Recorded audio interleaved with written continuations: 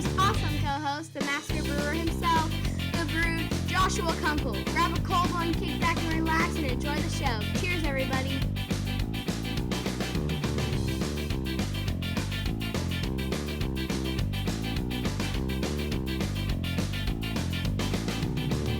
Son, a woman is a lot like a refrigerator. They're about 6 feet tall, 300 pounds. They make ice and... Oh, wait a minute. Actually, a woman is more like a beer. They smell good.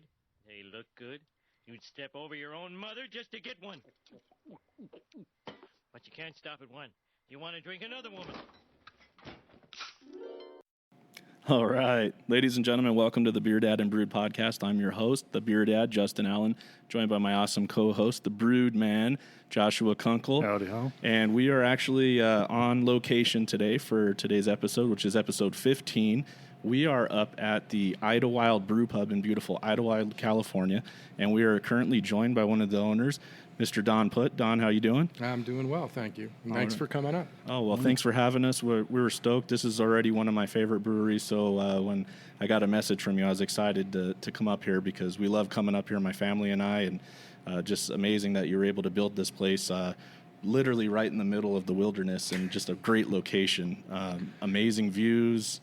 Amazing brews. Yeah, thank you. Yeah. A lot of blood, sweat, and tears went into this. I can imagine. So let's talk a little bit about your history. So I know we talked before, but you were into home brewing. You started that back in the 80s, correct? Yeah, I got a homebrew kit Christmas of 1989. And that's kind of where it all started. Nice. That's awesome, 1989. And so you've been brewing up until, let's see, when did this place open? 2016. So a lot of experience in the home brewing, like Josh over here. Josh, you've got how many years now? Well, 13, but I mean, not on that, but you got some work to do. Yeah. I'm also a lot older than you. That's awesome. And so, and it was always kind of your dream to start a brewery. When did you kind of start the whole? You got the wheels turning of I need to open a brewery in Idyllwild. Well, when I first moved up here in '94, as I told you earlier, I DBA'd the name Idyllwild Brewing Company and thought someday I might do something up here. But, you know, you have a young family and a lot of financial responsibility, and you know, I always came up with reasons why I couldn't. And one of the primary reasons is back then you couldn't do a tap room. And frankly, there's no money wholesaling beer at a small scale. So until that changed, which I believe happened like 2005, 4, 5, somewhere around. Yeah, I remember it just... where now you could have a microbrewery with a tap room. Right. And of course, that's where your revenue comes from. Yeah. You know, it's great to circulate and get your name out there. But when you're running a small system like this, you know, it's not financially feasible. It's a quick path to going out of business, basically. Absolutely. So, you know, flash forward, I ended up, you know, always being a home brewer, but I got the opportunity to start the creative writing department at Idyllwild Arts Academy up here in '95. Nice. So I was a teacher of teenagers for off and on for almost 20 years. And then I was approached to be the brewer here because one of the other partners, co-owners, Frank Farrow, who runs a restaurant, he said every time I brought beer up in this town, your name came up. So that's how he approached me and asked me if I'd be interested in doing this. And, you know, of course, I am. But I was also really, really scared. Yeah, I'll bet. You know. Yeah, I mean, you never know what the, you know, what the feedback's going to be, you know, from the get-go, and what people are going to, you know. And yeah, I mean, for me as a home brewer, that's always my big thing. I always tell people, like, whether you hate it, you like it, you know, I just want that feedback because I want to improve. I always want to make a better job of it. But when you're talking cash money, you know, that adds a whole nother level of stress there. When you're a home brewer and you're handing your friends beers, you know, for free. Yeah, exactly. Yeah. You don't get many complaints. Right. You know, even though you want them and say, hey, what do you think of this? Oh, it's great, man. You know, especially after I as a home brewer, I kind of always brewed bigger beers because I didn't like to drink a bunch of beers to get a buzz. So I'm like 2 beers, you know, fills me up and I want a buzz. So I always ventured into heavier beers, mostly Belgian beers. Yeah. just for that reason. I didn't want to drink 6 beers, and I drank for the flavor, but also the buzz. And, I was gonna say Belgian's a perfect candidate for that. Yeah. So, but when you open a place and you're like, okay, now we're charging real money for this, that was a big step and a lot of fear. Yeah. And my buddy Cameron from Helix Brewing in San Diego, he opened about a year and a half before we did. And, he said, you'll see them in the seats once, but if they really like your beer, you'll see them many times. And over a period of months, I just started noticing that. And that's when I felt like, all right, my taste buds are obviously aligning to a segment of the population. Which is good. Yeah. Because like a chef, you don't know. You might make a beautiful dish that you like, but somebody else might find it the most revolting thing on the face of the earth. And that's one thing I've learned here. It's all subjective. Oh, yeah. So if I read, luckily, knock on wood, we haven't had many bad beer reviews. But when I do, I just think, well, this beer just didn't appeal to this person's palate. Doesn't mean it's a bad beer. It's well brewed. It's clean. It's not infected. So it doesn't mean that it's a horrible beer. It just means it wasn't pleasing to that individual. Right. Oh, that makes sense.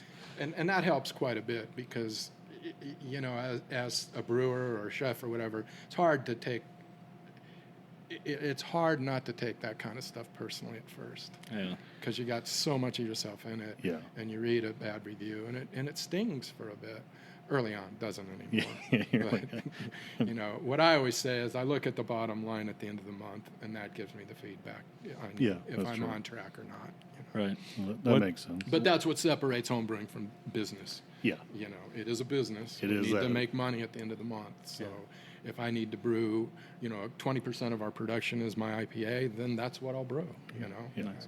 So 2016 is when you guys opened, and then you're having a 3-year anniversary coming up? Actually, I started brewing in October of 2016, right around Halloween, right at the end of the month, and we opened on March 7th, St. Patrick's Day on 2017. Oh, nice. So next week will be our three-year anniversary, and you guys are having some kind of celebration. Looks like you got all the posters up.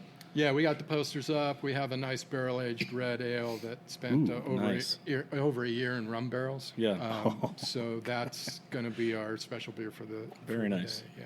Yeah. That's awesome. Well, congratulations. Yeah, right? Front and center. Congratulations on the 3-year anniversary. That's awesome. And obviously many more years to come on that because, this place is so awesome. And I love spreading the word. Everyone, whenever we're staying at our cabin, we put all these beautiful views. They always ask,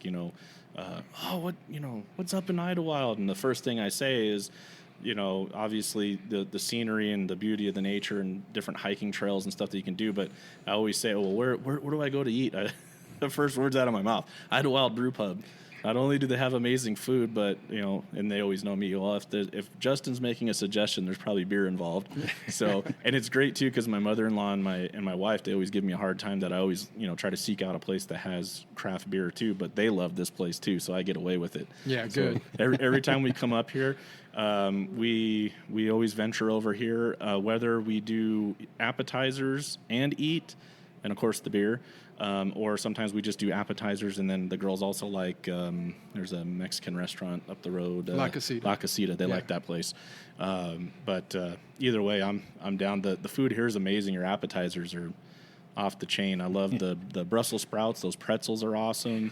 The wings are awesome. Have you eaten up here, Josh? Well, I was mentioning when we got here, last time I was here was about 2 years ago, right after the Pasta Rhythm and Brews Festival. Yeah. Everyone kept talking this place up, so I was like, all right, gotta make a pit stop here and looking over the menu. And do you guys still have the steak sandwich?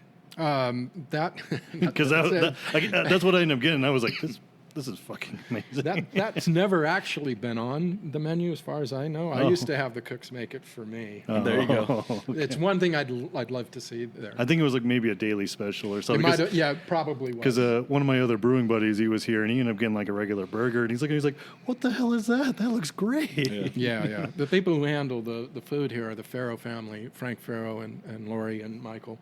And we have another sister restaurant up here called Faro, which is Nice. the most high-end restaurant up here, if you like. Yeah. It's a scratch kitchen. It's the only wow. scratch kitchen in Idyllwild. They actually make the pasta. I've been there. wanting Oh, wow, that to is try Best it. pizza on the face of the earth. Where's it at here in It's Idyllwild? just right up North Circle. Make a right on Cedar Street, and Okay. it's on the left side. Nice. That's what the wheat beer here, the Cedar Street Cherry Wheat. Cherry That's Wheat, what there it's you named go. named for. So it's called Faro. Great restaurant. Faro. Frank was the guy who basically invented Cafe Aroma 20 years ago, and then he got the opportunity to do Faro and then the brew pub. So Nice. Definitely have to go check that out. I like good Italian food, so Yeah. that's good. But yeah, everything here is great too. I grub on all the appetizers. I think usually my go-to, I go. I'm funny. I like the grilled cheese. Yeah. Add some bacon and avocado on there. But I've had I think you guys had a calamari sandwich at one yeah, point. That we was pretty still have good. that, yeah. And I like what's it called? Beef on weck. Yeah. So I like that. Of course, I have to order it on a different type of bread because I'm allergic to rye. So, I love that sandwich. That's like kind of like a French dip sandwich kind of thing. Actually, it's a sandwich I believe that was invented in New Jersey. Frank, Was it really? Frank stumbled on that. Yeah, it's like buffalo sauce. Buffalo wings were done in New Jersey Yeah. or New York. I think it was in New Jersey. He would know. Yeah. But Frank makes that bread himself. Oh, does he really? Yeah, every piece of bread in Faro is done by him. Oh, wow. You know, we buy stuff for hamburgers and stuff here, but the beef on weck, he makes those rolls. Very nice. Yeah, very, very impressed. So for all the listeners that come down and do these brewery tours in Southern California, it's definitely worth it to come up here to Idyllwild. I mean, you don't have to worry about got your food right here, and you got amazing beer, amazing scenery. And if you happen to be here during the summer and it's hot, it's always 20, 30 degrees cooler up here. So not too bad, and it's not that far. Once you're in Hemet, you're about 30-minute drive up, or if you're coming from your side, what is it, about 45 to 50 from Indio? Yeah. And it's a beautiful drive. I mean, you can't go wrong with the 74. Yeah. Yeah. All the roads have their own charm. Oh, yeah. You know. Is the 243, is that open? Yes. All the way? Okay, Yeah, so yeah. that's another drive. That'll get you from the 10 freeway. So Right. those folks coming from L.A. or Banning from the area, desert, yeah. just come on up that roadway. Well, that's good because I'll be probably taking that Yeah. at some point. So speaking of the roads, one thing that I'm very happy that you guys were able to weather the storm. We had some really bad storms here not too long ago, and it basically closed all roads up to Idyllwild. Yep. And 2 out of the 3 were dead. Right. Yeah. And my biggest worry was that it would affect you guys. God forbid my beer when I go to Idyllwild, something happens. And of course all the other businesses. I mean, we frequent a lot, like you said, La Casita. My wife and daughter, we love to go to the place where you do the painting, the ceramic painting. Oh, right. over here. Earth and Fire or something. Yeah. So I mean, we've been coming up here for so long, so it was very heartbreaking for us because we didn't want to see any of our local businesses that we like to support, hurt. So it's amazing that you were able to weather the storm. How did that affect you guys? Well, I think we were really fortunate because we didn't really slow down. I mean, we noticed a little bit, but summer was crazy. And, up here you expect winters to be a bit slower. When I first moved up here, from Sunday night till Friday night, it was the dead zone. There was nothing going on. And Right. now the traffic up here is pretty consistent. And even with the 2 roads closed, we did okay. Far better than we figured. We were about ready to just hunker down and weather the storm and know that, we're going to have to postpone some, financial gratification to get through this. Right. And it was tough. I mean, but overall, we did it. And I think we were really fortunate. Yeah. Because a lot of people up here weren't quite so fortunate. Yeah. I heard about a few of the closures. We've lost some good restaurants and really good people who, Yeah. put their heart and souls in things. And, by no problems that they caused, are a victim of circumstance. And, Yeah. and that's kind of hard to see because, you in a community this size, everybody, especially Right. everybody in the same business. Yeah. They're friends. Yeah. You go to their place, they come to your place, and you commiserate about, the business. Restaurant business is a tough business. Oh, yeah. Very, very, very tough. It's brutal. It's very, very hard. I have some friends that are having trouble with their restaurant. Got some investors that kind of gave them the wrong information, and just struggling with it right now. And I can only imagine how tough it is to not only go from ground floor and go to be 3 years later a successful business, because I know that there's going to be some hiccups along the way and struggles and everything else. That's why I've always told myself, if I ever opened a brewery, I don't want anything to do with food. Yeah. but then it always comes up, how do you keep your customers in your brewery? You have to have food, you got to have something for them to eat. So that's why you see a lot of these breweries now bringing in food trucks and stuff like that. Yeah, and I think that's a great business model myself. Yeah. Because when you add a kitchen, you're adding numerous employees. Right. I mean, in our busy season, we probably employ 45, 50 people. Oh, yeah. Most of them are part-time. Yeah. But it becomes not a mechanical thing. This is a human biological event, because Right. you're dealing with people every day. Right. It's rare that somebody doesn't, call in sick or something like that, and so then you have to scramble. Luckily, I don't deal with the restaurant side. We have managers, but I watch them, and it's a tough business. I had no idea how tough the business was till I got involved in this. Yeah. I know from my experience with restaurants, I was living up in San Francisco, and I remember just talking to a few guys, and I worked as a prep cook in one of the restaurants, and the turnover was just so high there. Yeah. With people, just working in the kitchen and having to deal with training all the time. And I remember talking to one guy, and he said, usually I think it was like the 2 or 3 year mark was the benchmark for restaurants, at least in like San Francisco. It's like if you didn't make it to 3 years, most of them didn't make it to 3 years. Once you're at 3 years, you can kind of sweat a little less. Yeah. Well, I've read that 2/3 of restaurants close in the year. Yeah. And that's how brutal the business can be. Yeah. And the guys back there and women in the kitchen, our busiest day here, we've had 850 people through here. Wow. And they're flying back there. Yeah. I mean, they're just, and so now today you see we're installing an electronic system so the cooks can keep track instead of the tickets. Yeah, that's so awesome. they at a glance they know where they're at, how much time has passed since the ticket came, and so you try to do everything you can to support them to make their job more efficient. Exactly. But my hat's off to them, man. Some of those cooks, they're on their feet hard for 8 hours, and they're not standing still. No. And then I used to work easily overtime every day. I was the morning crew, so I'd be there from 5 in the morning till 3 o'clock in the afternoon. And as a prep cook, I was basically prepping the breakfast crowd, I was prepping the lunch crowd, and even some of the material that would be used for the dinner crowd as well. Yeah.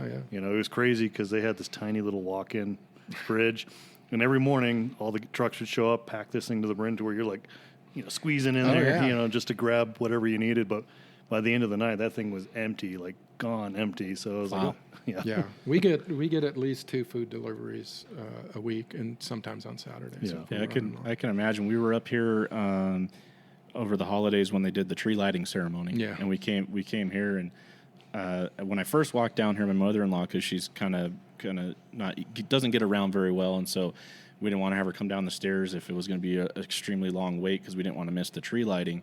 Got lucky, though. Came in here, and, it's kind of like grab a seat when it's open. And right when I came in, there back here in the corner by the stage, the lady said, "Hey, we're about to leave if you want our table." I'm like, "Okay." So I texted my mother, "Come on down." But this place was jamming. It was insane how crowded it was, to the point where I don't know what time of day it was. So it was probably about an hour. We got here about an hour and a half before the tree lighting ceremony. And there was stuff that you guys were out of in the kitchen already. Yeah. Because it was so busy. Yeah. I mean, they were just cranking in. We had our one waiter. I forget his name, but he always ends up being our waiter, but he's awesome.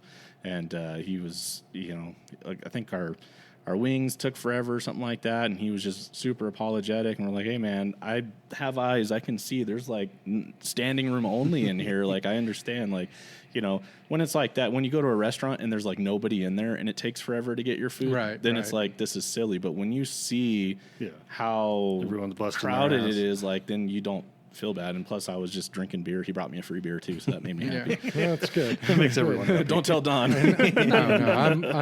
No, it's totally up to their discretion. Right. It's all about customer satisfaction and how best to obtain that. And frankly, some people you can't please. Yeah. No. I can only and I imagine. learned that lesson early on. You do your best, and You know, for whatever reason, the stack up of tolerances, their experience wasn't great. Right. And, you know, I'm sorry for that, but we always try. We don't come in every morning thinking, wow, we're going to try to make somebody's life miserable today.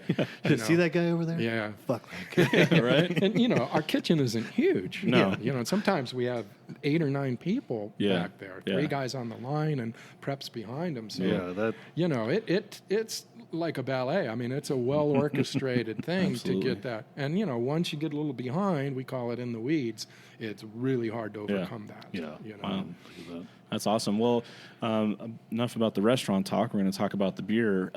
So you started brewing for the brew pub here 2016 with experience from the early 80s as a home brewer. Yeah. Switching over from home brewing to brewing at an actual brew pub, you know, obviously you went to a bigger system. How big is your system here?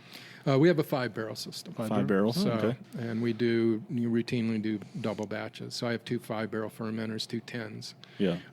So, you know, I keep the fermenters full all the time. Yeah. You know, it's rare to see more than one empty. And if it's empty, usually within 2 or 3 days, we've got something in it. Got something brewing. Yeah. And what are your, here at the Idyllwild Brewpub, what are your kind of your flagship beers? Well, of course, IPA. I Yeah. mean, that seems to be the buzzword these days. So our Idyllwild IPA probably accounts for about 20% of our production. Okay. The cherry wheat's been really popular, Scotch ale, the red, the Belgian beers. I mean, so far, knock on wood. It's funny because before we opened, the investor said, okay, Don, so how many batches of beer are you going to have to pour down the drain before we're ready to open? And I looked at him and said, if I have to pour any down the drain, you've hired the wrong guy. Yeah. You know, and knock on wood, we've sold every drop of beer we've ever made. That's amazing. Nice. And, you know, Congratulations. some fairly experimental styles, some styles I had never brewed before as a home brewer, like a kettle sour and stuff like that. So, you know, we've been really fortunate in that regard.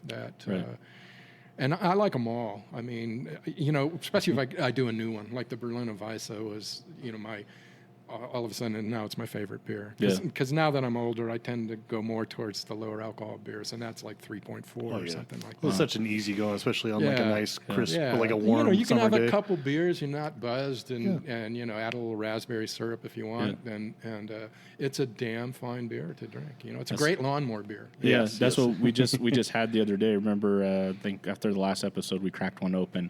I just found it at the grocery store. Firestone's making a lawnmower hazy IPA. It's only 4.8% and it's 96 calories. Yeah. and it was good. I was like, at first I'm like, no, this is going to be terrible, but it was only $8 for a 6-pack. They had it on the end cap at Sprouts. And so I got it. I'm like, oh, just see, you know, if this will be a new summer beer. And it actually was really good. It had that kind of like that dank citrusy, very citrus overtones, juicy. I mean, it tastes like a hazy IPA, but you could definitely tell like it's been extracted. Like there's the oomph is kind of missing from it because it's so light. But it's still good. But yeah, that was crazy because I don't gravitate towards the lighter beers because I'm a stout drinker. Yeah. But I was pretty impressed with that one. So, yeah, good. But yeah, and we've been getting into some of the Berliner style beers too. A lot of those we've been getting some. I'll say the Great Notion, that first one, the blueberry, that was more or less like a Berliner. Have you ever had Great Notion Brewing? No, I haven't. So they make a blueberry muffin beer, and he popped it open, and I could smell it from the other side of the room. Like it smelled like you just baked a blueberry muffin. It was the craziest thing. It was really, really good. It was a little higher alcohol, though. I think it was 7% or something like that. Yeah, that one, it had a bit more going for it there. Yeah. Well, blueberry's hard because it's not a fruit that has a lot of taste, basically. Yeah. It's not like a raspberry or blackberry. So, Yeah. you know, to get that aroma is quite a great accomplishment. Yeah. They're, if you, I'm not sure if you've done your research. That's what our last episode was about, if you listen to it. But the owners, just like yourself, huge home brewers, and they actually walked into a brewery that was going out of business and bought it and then rebranded it. And they did the same thing. They talked about how going from brewing in their garage to all of a sudden this huge equipment, they were terrified, but they're like, whatever, let's just do it. And they've been quite successful, just like yourself. So that's pretty cool. But it's an intimidating thing to make that jump. Oh yeah. Well, I'm looking at the equipment here, like versus my little cheesy homebrew equipment versus what Josh has. He's practically a brewery in his garage. He's got some pretty cool homebrew equipment that he's built over the years. But then jumping up to something like this, and I'm looking at him like, man, I'd be afraid to break something. Like there's a lot of money right here. Well, it's hard to break stainless. Yeah, that's true. That's true. Usually you get hurt. Right? Right? That's right. I was actually just thinking a buddy of mine a number of years ago when they opened up Coachella Valley Brewing, and went in there. I was helping them out one day with the brew day, and they were still breaking in the equipment and stuff, and they had a boil over in one of their tons there, and I'm just like, I'm watching. It's like a geyser of this like hot steaming wall. Wort coming out. There's a lot of ways to hurt yourself in a brewery. Really. Yeah, I was looking at it. I was like, really are. I just yelled, "Boil over!" And he's like, "Oh shit!" Turns off the heater element, and sprays it down real quick. Yeah, one of the worst things that happened to me early on was I always pay attention to listening to the sound of the motors and stuff, and you get really tuned into what it's supposed to be. And I was sitting at my desk once, and we were CIPing one of the bright tanks in the cooler, and all of a sudden the motor changed, and so I raced in and one of the fittings came off the hose, and it's pumping hot caustic, all over the place, Wow. So then I researched, got longer tanks, and I have 3 clamps on every end of my hoses. They possibly cannot do that again, But that's something you don't know when you first start. It's like, oh, they give you this, and you put it together, you band it, and it'll be fine. So now everything is overkill. Yeah. I remember you mentioned earlier about the redundancy, and that's kind of where my mind's at, especially like as a homer. I've run into so many little bullshit, scenarios that pop up that it's like I just got into the habit of trying to have a redundancy for every. And you have to here. Yeah. Cooling systems, everything. Yeah. And like you saw the water treatment plant, which has 4 pumps that run 24/7, 365. And, over the last few years, I have spares of everything. Yeah. So it's seldom that we're down for more than a few hours, because usually I have a pump ready to go, I replace it, and we're done. Then I rebuild the one that I took out and have that ready to go. Yeah. And that's, I spent many years as a diesel mechanic, and I learned that valuable lesson. Always have something ready to go. Especially in this. I mean, we lose our glycol cooler, we lose 10 tap lines. Yeah. On a Saturday, that's going to cost us multiple thousands of dollars. Yeah. So it's much cheaper to have a compressor sitting there that the refrigeration guy can come and pop in and put back in. Yeah. Of course, but not to tangent here, but I keep staring at these beers in front of us, and they've been calling to me for the last 5 minutes. So I'm going to go and just dive in here. Yeah. So that's what we're here to do is sample the beers. So. Josh, we're starting over on your side there. So what do you got over there? All right, I got the Horsehead Crossing Hefeweizen. I thought I'd start a little light, work my way down darker territory here. So, cheers. Awesome. Yeah, that's good. Horsehead Hefeweizen. Actually had that over Christmas break. By the way, we're live on Instagram too. So say hi to everybody. For those on Instagram, we're actually up at the Idyllwild Brewpub here in Idyllwild, California, and we're here with one of the owners, Don Putt, who is the brewer here. We spent the morning taking an awesome tour, which we're going to put up on YouTube as soon as we're done editing it, and now we're sitting down having the BeerDad and Brew podcast, so it's pretty awesome. This is I want to introduce you. This is my business partner. Hi. Frank's the reason I'm here. All right. And he's one of the owners and partners. Frank, very nice to meet you. Joshua, I'm Justin. Justin, he's the reason. Yeah. His genius is the reason we're here. Absolutely. I wouldn't be here if it wasn't for him. So Like the shirt. we're like The only brewer I knew. Yeah, exactly. We've been through a lot together the last 7 years. By the way, I got to give you props on your shirt. I like that. Carpe Cerveza. Seize the beer. Yeah. There you go. It's supposed to be Cervisium, but because it's supposed to be an imperative, like seize the day, Carpe Diem. Yeah. But it wouldn't fit on the sign we designed down below. So it's Cervisia. I figured people would know what it was. Yeah. We just Cervisia. took liberties with it. Belongs to us. That's It awesome. belongs to us. Yeah. That's awesome. You enjoying the beer? Did you guys have a chance? We're to just try now it? we're just now breaking sampling, into so it. I've personally been here many times, so I have the beer. Josh was only been here I think once. Yeah, I mean, I did a whole flight last time I was here, but it never hurts to be reintroduced. Yeah. But there's a couple here I haven't had before, so I'm looking forward to it. No, he's very prolific. Oh yeah. don't have enough room for the ideas that you. All right. Yeah, we're looking for more cooler space. So Gonna if you have know to- where I can find some. Gonna have to start knocking out some other businesses and building more coolers up there. Yeah. There you go. Awesome. All righty. Yeah. You guys All right. Thank you. We'll try to be quiet. That's all right. Oh, good. So Josh, you had the Horsehead Heffenweisen. What'd you think? Horsehead Crossing Hefeweizen, liking it. It's got that nice little banana. Yeah, That, you clove. know, a little bit of clove right on the back end. It's a thing I've always loved about like Hefeweizen because of that weed. I always describe it as like a liquid Jello, Oh, kind of like yeah. you know, heaviness to it, and it always amazes me when you get that. You know, Yeah, it's surprising the amount of body you can get Yeah. out of it. Yeah. You know, as you know, compared to an all malt beer. You know, I actually like brewing with wheat, and I'm going to actually try to do an American light lager soon. that'd be nice. And do adjuncts and give that a try. You know. I've been finding as a homebrewer, it's been kind of fun playing around with the lagers. I Yeah. think once I kind of did my homework and just, you know, do that diacetyl rest at that point and then like cold crash it, I've been pretty successful like time and time again. I mean, only it's patience. Yeah. I mean, we brew real lagers here. Yeah. You know, they're not blonde ales or Yeah, something yeah. trying to be a lager. Yeah.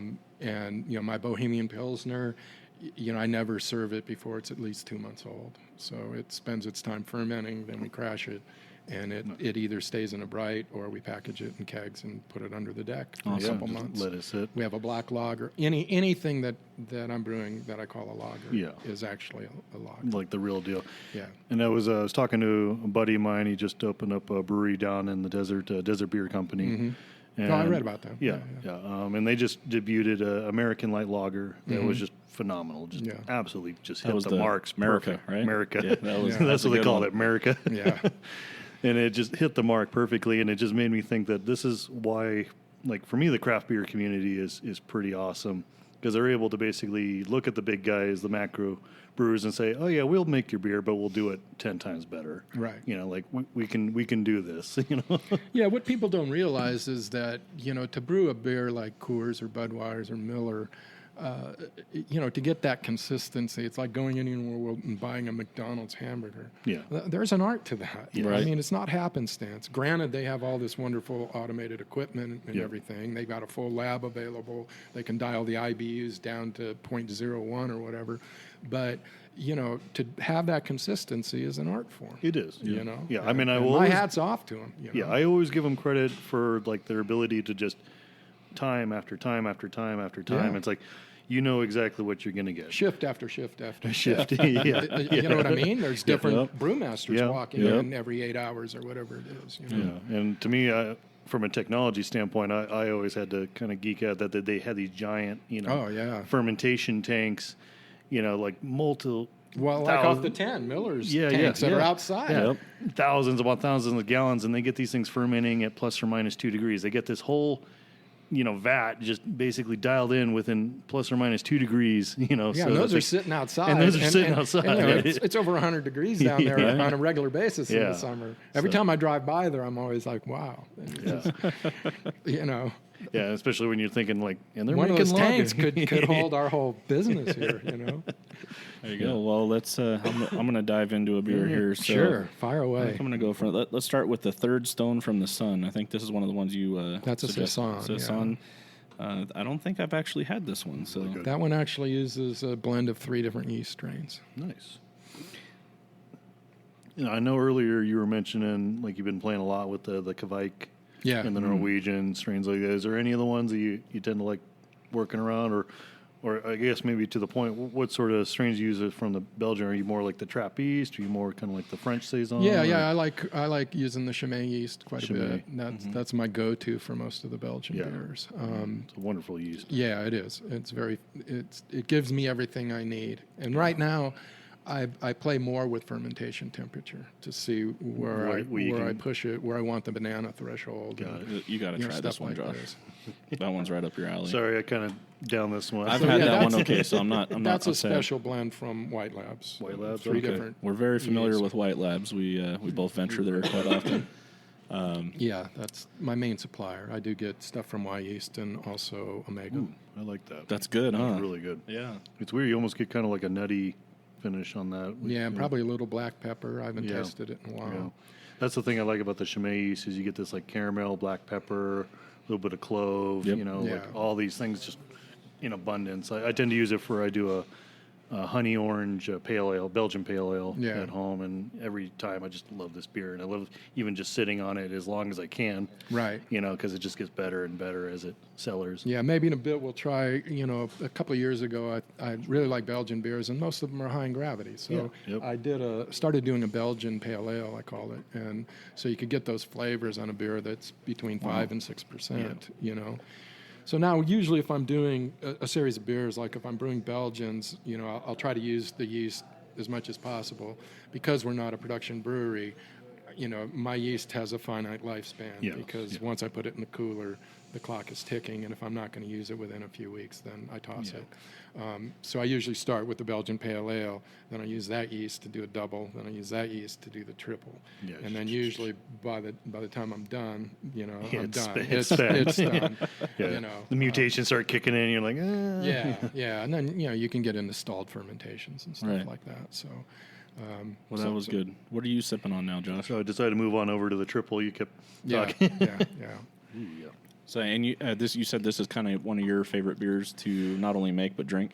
Yeah. The triple, I'm partial to Belgian beers. As I told you guys, I'm first generation Belgian American. My dad was from Belgium, who actually never drank a beer in his life, from what I saw. Actually wasn't much of a drinker until he got older, and then he'd do Jack and Seven or something like that, But I visited Belgium many times because I have relatives there. And all of those are my favorite beers on the face of the earth, are Belgian beers. It's the Disneyland of beer and chocolate. If you've never been to Belgium. The Swiss have nothing on the Belgians. I have was it like 60 pounds of chocolate a year per person? Oh, man. Is that the stat? Let's see, how long ago was I there? That was 2 years ago. 2 years ago, we went to Oktoberfest in Munich, and we made a stop in Brussels, and we did the whole kind of got some beer, got some chocolate, and of course we had to get chocolate to go because the wives. Right. It was a bunch of guys that went, and all the wives basically threatened us, you better come back with some chocolate. So we went to a place called Chocopolis, I think it was called, kind of right when you get off the train station, and you head down towards the village with all like the royal building and all that kind of stuff that's there. You could literally smell the chocolate when you got off the train. Yeah. And we just followed our noses, and we saw this big sign that said Chocopolis, and they had like in the window a whole entire like city built out of chocolate. And we're like, we're gonna go here. And we went in there, and the ladies were like all excited to see a bunch of like American guys, and they were like all very flirtatious and having us try a bunch of chocolate, and we ended up spending a lot of money there. So that was kind of cool, but really cool experience to see the city and everything. And it was funny too, because I remember just before we got into Brussels there, and I can't remember the city. My brother will probably know because he's good with that stuff. But there was like a city that was like obsessed with Chuck Norris, which I thought was funny because we're on the train, and as it was coming into I think it was like 1 or 2 train stations before you got into Brussels, there you could see Chuck Norris like plastered all over the walls in the city and just everywhere. And one of the guys on the train had said something about like, the whole city's like obsessed with Chuck Norris. And I'm like, that's crazy. And like, this is so strange to have some like, I'm like, is that Chuck, like huge? Like you could see it from the train, a whole building plastered in a Chuck Norris like painting. Yeah. I'm like, this is crazy. But yeah. And then when we got into Brussels too, of course, you see a lot of Jean-Claude Van Damme stuff there because he's the muscles from Brussels. So, but yeah, really, really beautiful city. I wish we had more time there. It was one of those jam-packed, I think we were there 10 days. We started in Amsterdam and then made our ways down to Munich for Oktoberfest, which amazing experience. If you've never been, we want to go again. Our wives want to kill us because we talk about going again. Yeah. But it was awesome. That's probably the most beer I've ever drank in all my life on that trip. It was like wake up in the morning, let's have a beer, and just all day long. And then, of course, you go to Oktoberfest, and they give you those big liter beers. And we were all big and bad saying we're going to drink 10 or 12 of them. I barely got through 7. I think I had an 8th, but I couldn't finish it. And it was like, then I go back and think about it. I'm like, literally, those are liters of beer. Right. I was going to say, I was in Belgium with my family in 2000. I was only like 16 at the time, but I remember that was definitely the mecca of beer. And I would say before that time, I beer wasn't even a concept for me. I wasn't interested. Yeah. But my uncle and aunt were living there. He's with the Army, and he ended up taking the classes for the pouring and for all the trapeze styles. And so as soon as you get there, he's like, you got to try a Chimay. He pulls out a Chimay Blue and pulls out the glass, cleans it, does the little pouring thing. And I'm just like, this is a beer? Yeah. Well, every time I go to Belgium, I have a cousin there, and he has a beer fridge, and it's always stocked, and he has all the right glasses for every beer. In fact, they just did a television show interview with him because he has a notebook that he's kept copious tasting notes on every beer he's ever tasted. Oh, wow. He passed the 1,000 beer mark, and these are all handwritten notes. So it's like the original version of Untapped. Yeah. That's awesome. So he's kind of going the Michael Jackson route there, where he's just like... Yeah, well, he's retired now. But you can't find a bad beer. You were right about this triple, though. This is good. This is a damn good triple, Yeah, in the brewery, I have a sign from my father, my relative's town called Berlar, which translates as bear. And there was a brewery there, and so when it went out of business 50 years ago, my cousin ended up with some of their signs brand new. So he sent me one when we opened this, and I have it hanging in the brewery just to remind me every day where my roots are. This is the history I'm trying to keep moving forward. That's awesome. That's a hell of a history. And that's really it's called cool. Super Baldar, and I'm going to try to come up with some sort of recipe to see if I can duplicate it. Because every little town had a brewery. Oh, yeah. And I've been to Berlar numerous times, and the brewery building is now something else, but it was in the center of town.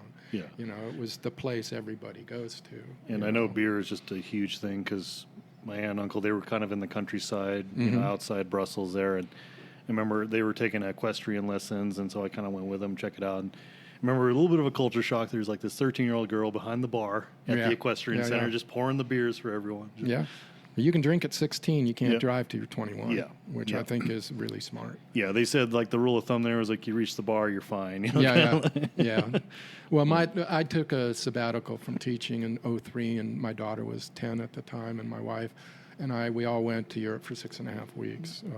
Leased a brand new Peugeot when we hit the airport in Paris, and we went to Belgium first and spent a week there. And right before we left to head to Italy and stuff, my cousin and I go to the local beer store, and I loaded the trunk of that Peugeot with beer because I'm going to France, which is known for wine. I'm going to Italy, which is known for wine. Right. And I'm like, if I find a place where I can't get a decent beer, I got a trunk full of Belgian beer. Oh, man. Exactly. Yeah, there you go. Yeah. So we put 10,000 kilometers on that car in that trip. Wow. And, I had a trunk full of Belgian beer. So That's Very awesome. cool. life doesn't get much better than that. I can see why you like this red. This is. I told you. Yeah, I decided to dive in here to the should have been red. Yeah. And really good job.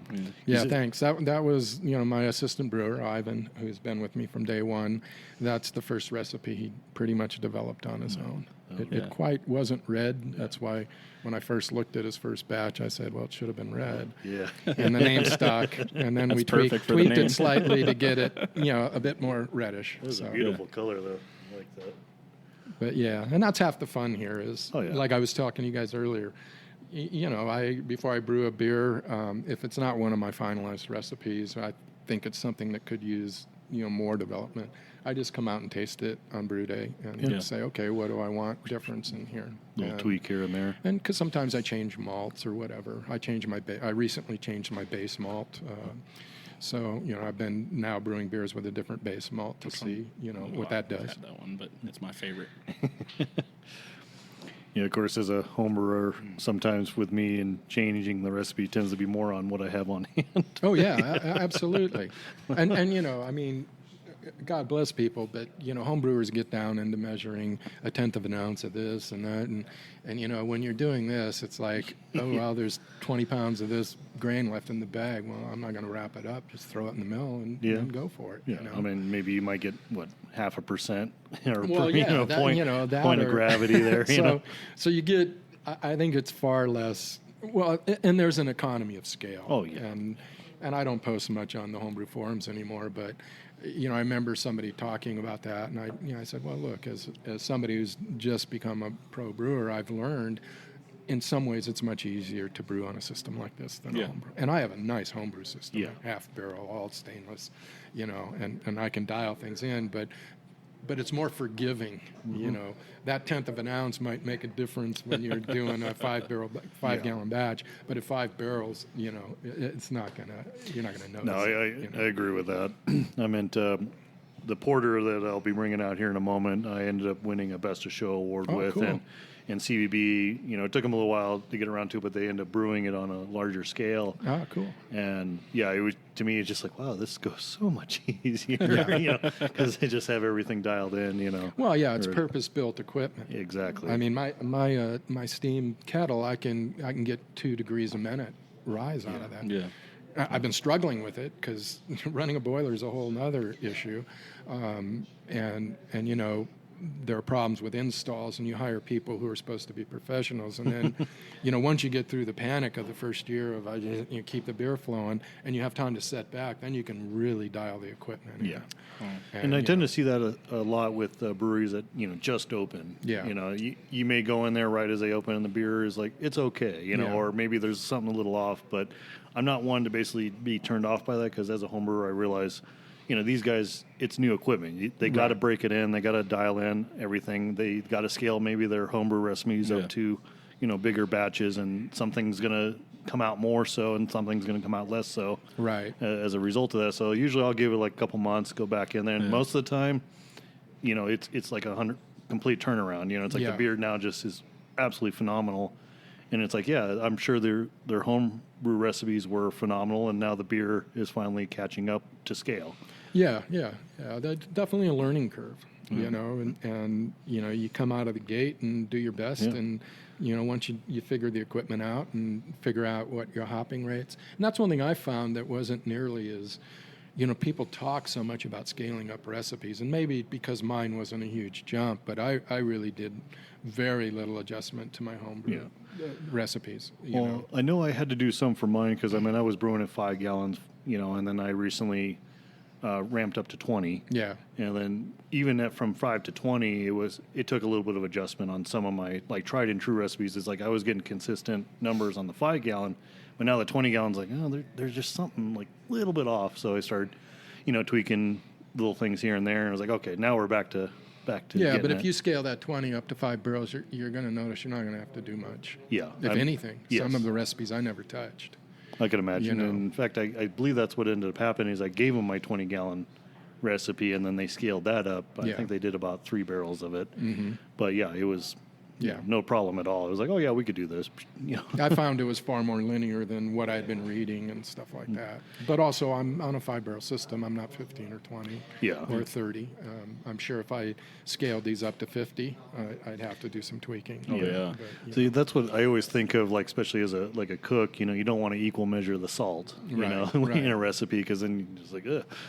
And I always think the same way with maybe hops, but I guess not as much. No, that hasn't been my experience. Yeah, I was going to say mine too. Like my initial thought was like the hops would be like the salt equivalent, you know, when making the beer. But it's like, no, I do the equal measure, and it keeps the linear, you know, hop rate. And if you store hops right, they last a long time. That was the other fear of mine. And you know, I'm just now working through some final bags of hops I've had that were 2015. Yeah. And there's, you know, but I keep them in a deep freeze at 7 degrees and deep freeze, vacuum pack, and they're good to go. And you know, because when you first start, you don't know how much of anything you're really going to need. Yeah.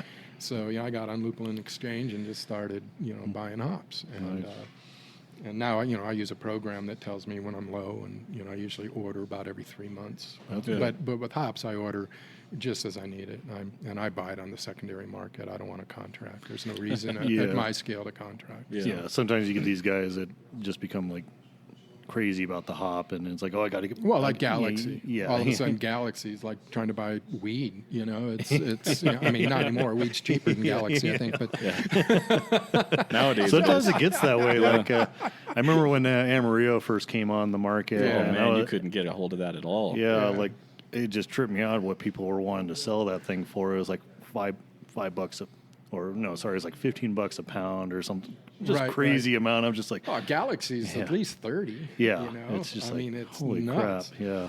So you know, when I find a deal on it, I buy enough because I use it in 2 beers. You Nice. know, Yeah. By the way, is this the IPA? That's the here? IPA, Okay, yeah. I was like, I could smell it, taste it. It was like, oh yeah, this is. It's a solid IPA. Yeah, Thank sure. you. That was good. Yeah, and That's the thing I'm loving though. Is just like how utterly clean these beers are. Here in Southern California, that beer obviously is probably why it does so well for you. It's very, go ahead, very popular here in the West Coast. Yeah, it is. Yeah. Yeah, So it's if like you- I said, it's our biggest selling beer. If you did go to know. canning, I'm sure that'd probably be your bread and butter right there. Yeah, I'm probably going to do some this summer, I think. You That'd know, be my awesome. only fear of canning, and I was lying awake last night and thinking about it, because I have a former student who's going to design. I have artists. Oh, yeah. I hire separate artists to do labels. Yeah, I look forward to And he some was can doing art. it, and I put him on hold today. But last night I was thinking, well, I don't have to can a whole batch. So if I do a 10-barrel batch, maybe can a third of it. Yeah. Because my concern is shelf life. Yeah. I don't want cans hanging around here for more than a month. Yeah. I'd like to see them move out the door. Well, So this summer we might do that. That'd be good, and spreading the word too. A lot of the breweries that are successful with some of the ways that they've been canning are just doing special releases, make so many cases of it, and that's all we're making right now. Yeah, And yeah. eventually it gets to the point where some of them become so popular. We were just talking about like Great Notion with some of their special releases. You get a line a mile long when you do the release, and you sell out that day. Yeah. And I'm sure as a brewer, that's probably, that probably feels really good. And it's like, some people get irritated, like me, whenever I have to work on a special can release and I can't go, and it's like then I go to try to buy it and it's already gone. Yeah. But yeah, it works. I think kind of the less is more kind of route Yeah. as far as I was canning going to say, goes. Vinny kind of popularized that with Pliny. Oh yeah. Absolutely. For years and years, and even now still, it's basically that rarity creates the demand. Yeah, yeah. And people still go, gaga, waiting in line for it. Yeah. Or the younger, which is released in February. Yeah, exactly. I've had it the last few years. Did you have it this year? No, I didn't get it this year. So I haven't had it yet, but I have a good friend of mine who I trust his palate very well. Nick, I know you're listening. He's a chef. You can look him up, Friedemann Foods on Instagram. But he's a good friend of mine.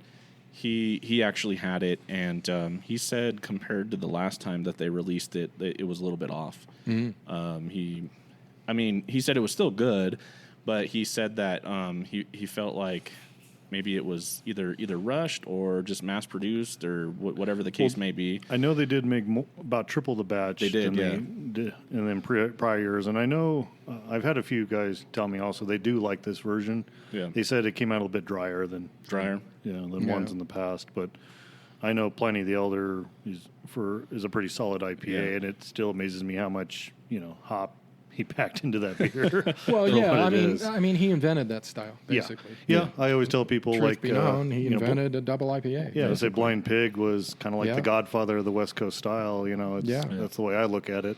Yeah, it's brewery in Temecula. Yeah, I grew up in Marietta, Temecula, Yeah. so I remember going to the Sizzler, and right nearby was the brew pub for Blind Pig. Yeah. Yeah. Thinking, oh, that's a crazy ass logo. And I that's a love great that. beer. Blind Pig is a great beer. Yeah. Yeah, we actually did an episode a while back. It was the Battle of the IPA Titans, and we had Blind Pig, Pliny the Elder, And Two-Hearted. and Two Hearted Ale. Yeah. And so we kind of matched them all up, and then we actually had a guest who's a good friend of mine come on that has had none of them.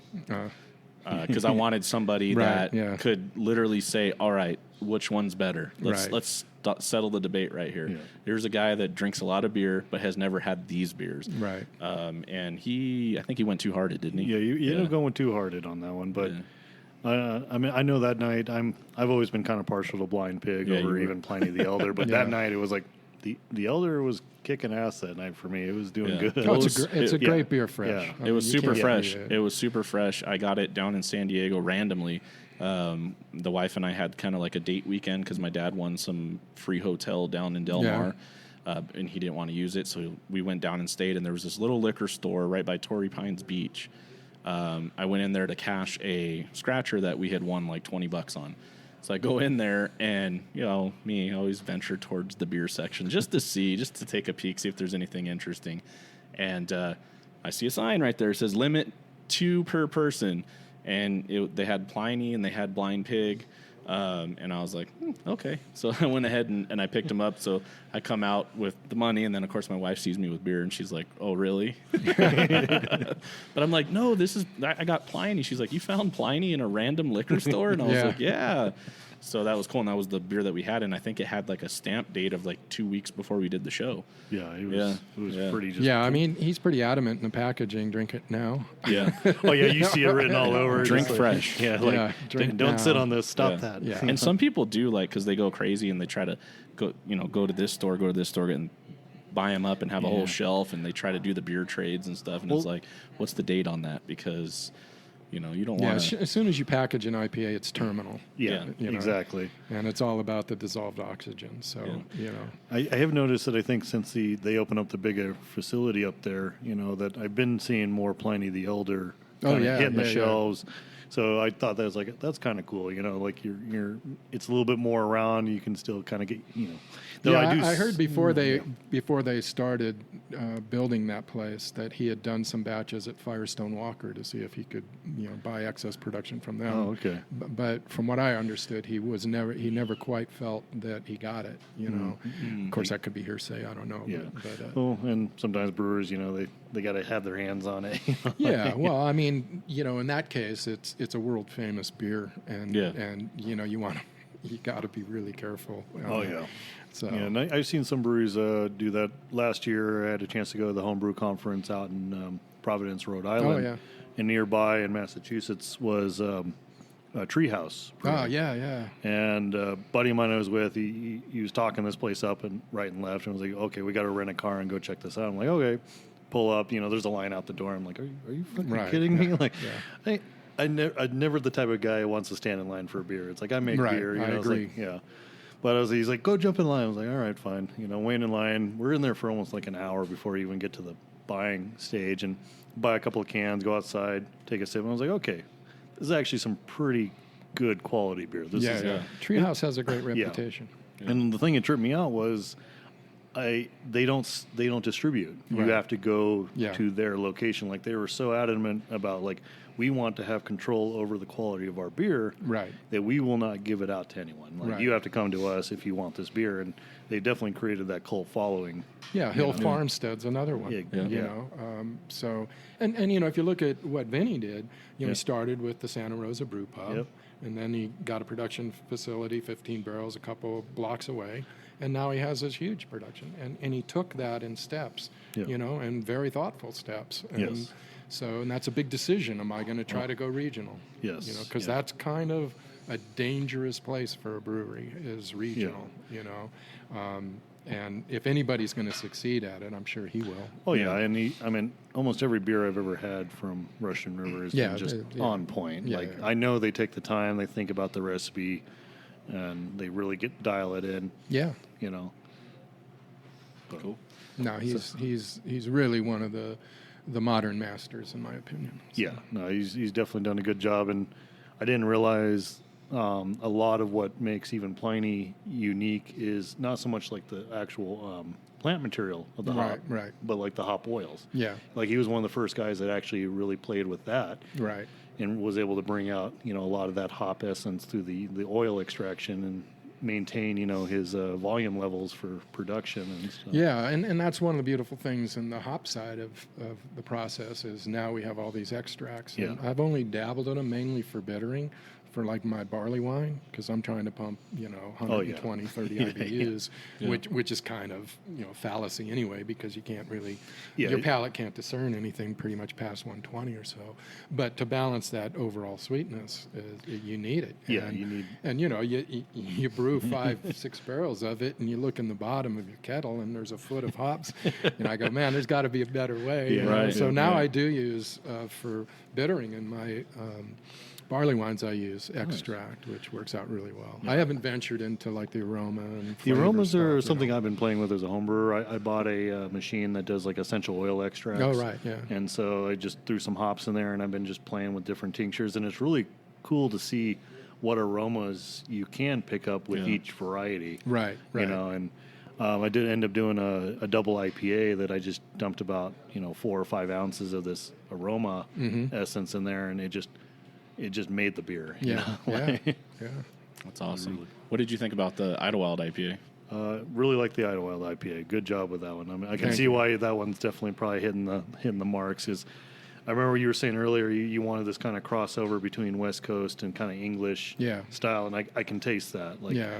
you know, you get the hops, you get that dry kind of finish from the West Coast, but then you get this little malty kind of Yeah, tinge, I'm, you know, to I'm balance really it about out. the balance Yeah. in the IPA. Yeah. And I'm the same way. Like all my beers, I want that balance. Even if I'm adding like fruit to a beer, I want Yeah. beer to be front and center, and Absolutely. then you get a little bit of that fruit flavor, that extract flavor, you know, whatever Right, you're right. putting in there and stuff like that. What I liked about it was, I mean, you know, we kind of go back and forth, and of course, my palate's changed over the years, and now that I am really big into IPAs because I've always just been a stout guy, and it's like I refuse to drink anything else. And of course, now doing this show, and then him and I getting together, you know, it's opened up my world to so many different types of beers. And going to Europe, I got to try, you know, a lot of the different styles of beers in Belgium and Germany, and I've become quite fond of them. But with this IPA, what I like about it was I get the aroma, and then I get that hop forward taste, and then just rinse clean. Oh yeah, we talk about that with a show where, like, a benchmark for us with beer is like just that clean finish. You know, Yeah. Right. almost like inviting you, come on, come back, Because come on. Yeah. some of the IPAs, and where I've always kind of been like I don't like it is I don't like that aftertaste of all the hops. Well, I refer to that as a skid mark. Right. so, Yeah. Well, and we talked about it. That's kind of what the big popularity of the whole West Coast IPA was for the longest time, and that's what made me steer clear of it. But nowadays, some of these IPAs that have come along, they're pleasing to the palate, and this one's amazing. And that's why I say it. If you canned it, it would do amazing here in Yeah, this thanks. area. So Yeah. Thanks. good job on that. So what this next one you got into was the chocolate. Yeah, that was the chocolate stout, and definitely hit the This market. It's is, got that nice dry kind of Yeah, like it's cocoa, dark chocolate. Carrizo Creek chocolate stout. Where is Carrizo Creek? Here in Idyllwild, I know, but No, where's it's, it at? Oh, it's not. Carrizo Creek, I believe, is down in. Is it down in San Diego? Yeah. Oh, No, Borrego, Anzo Borrego. Yeah. Oh, okay. Yeah.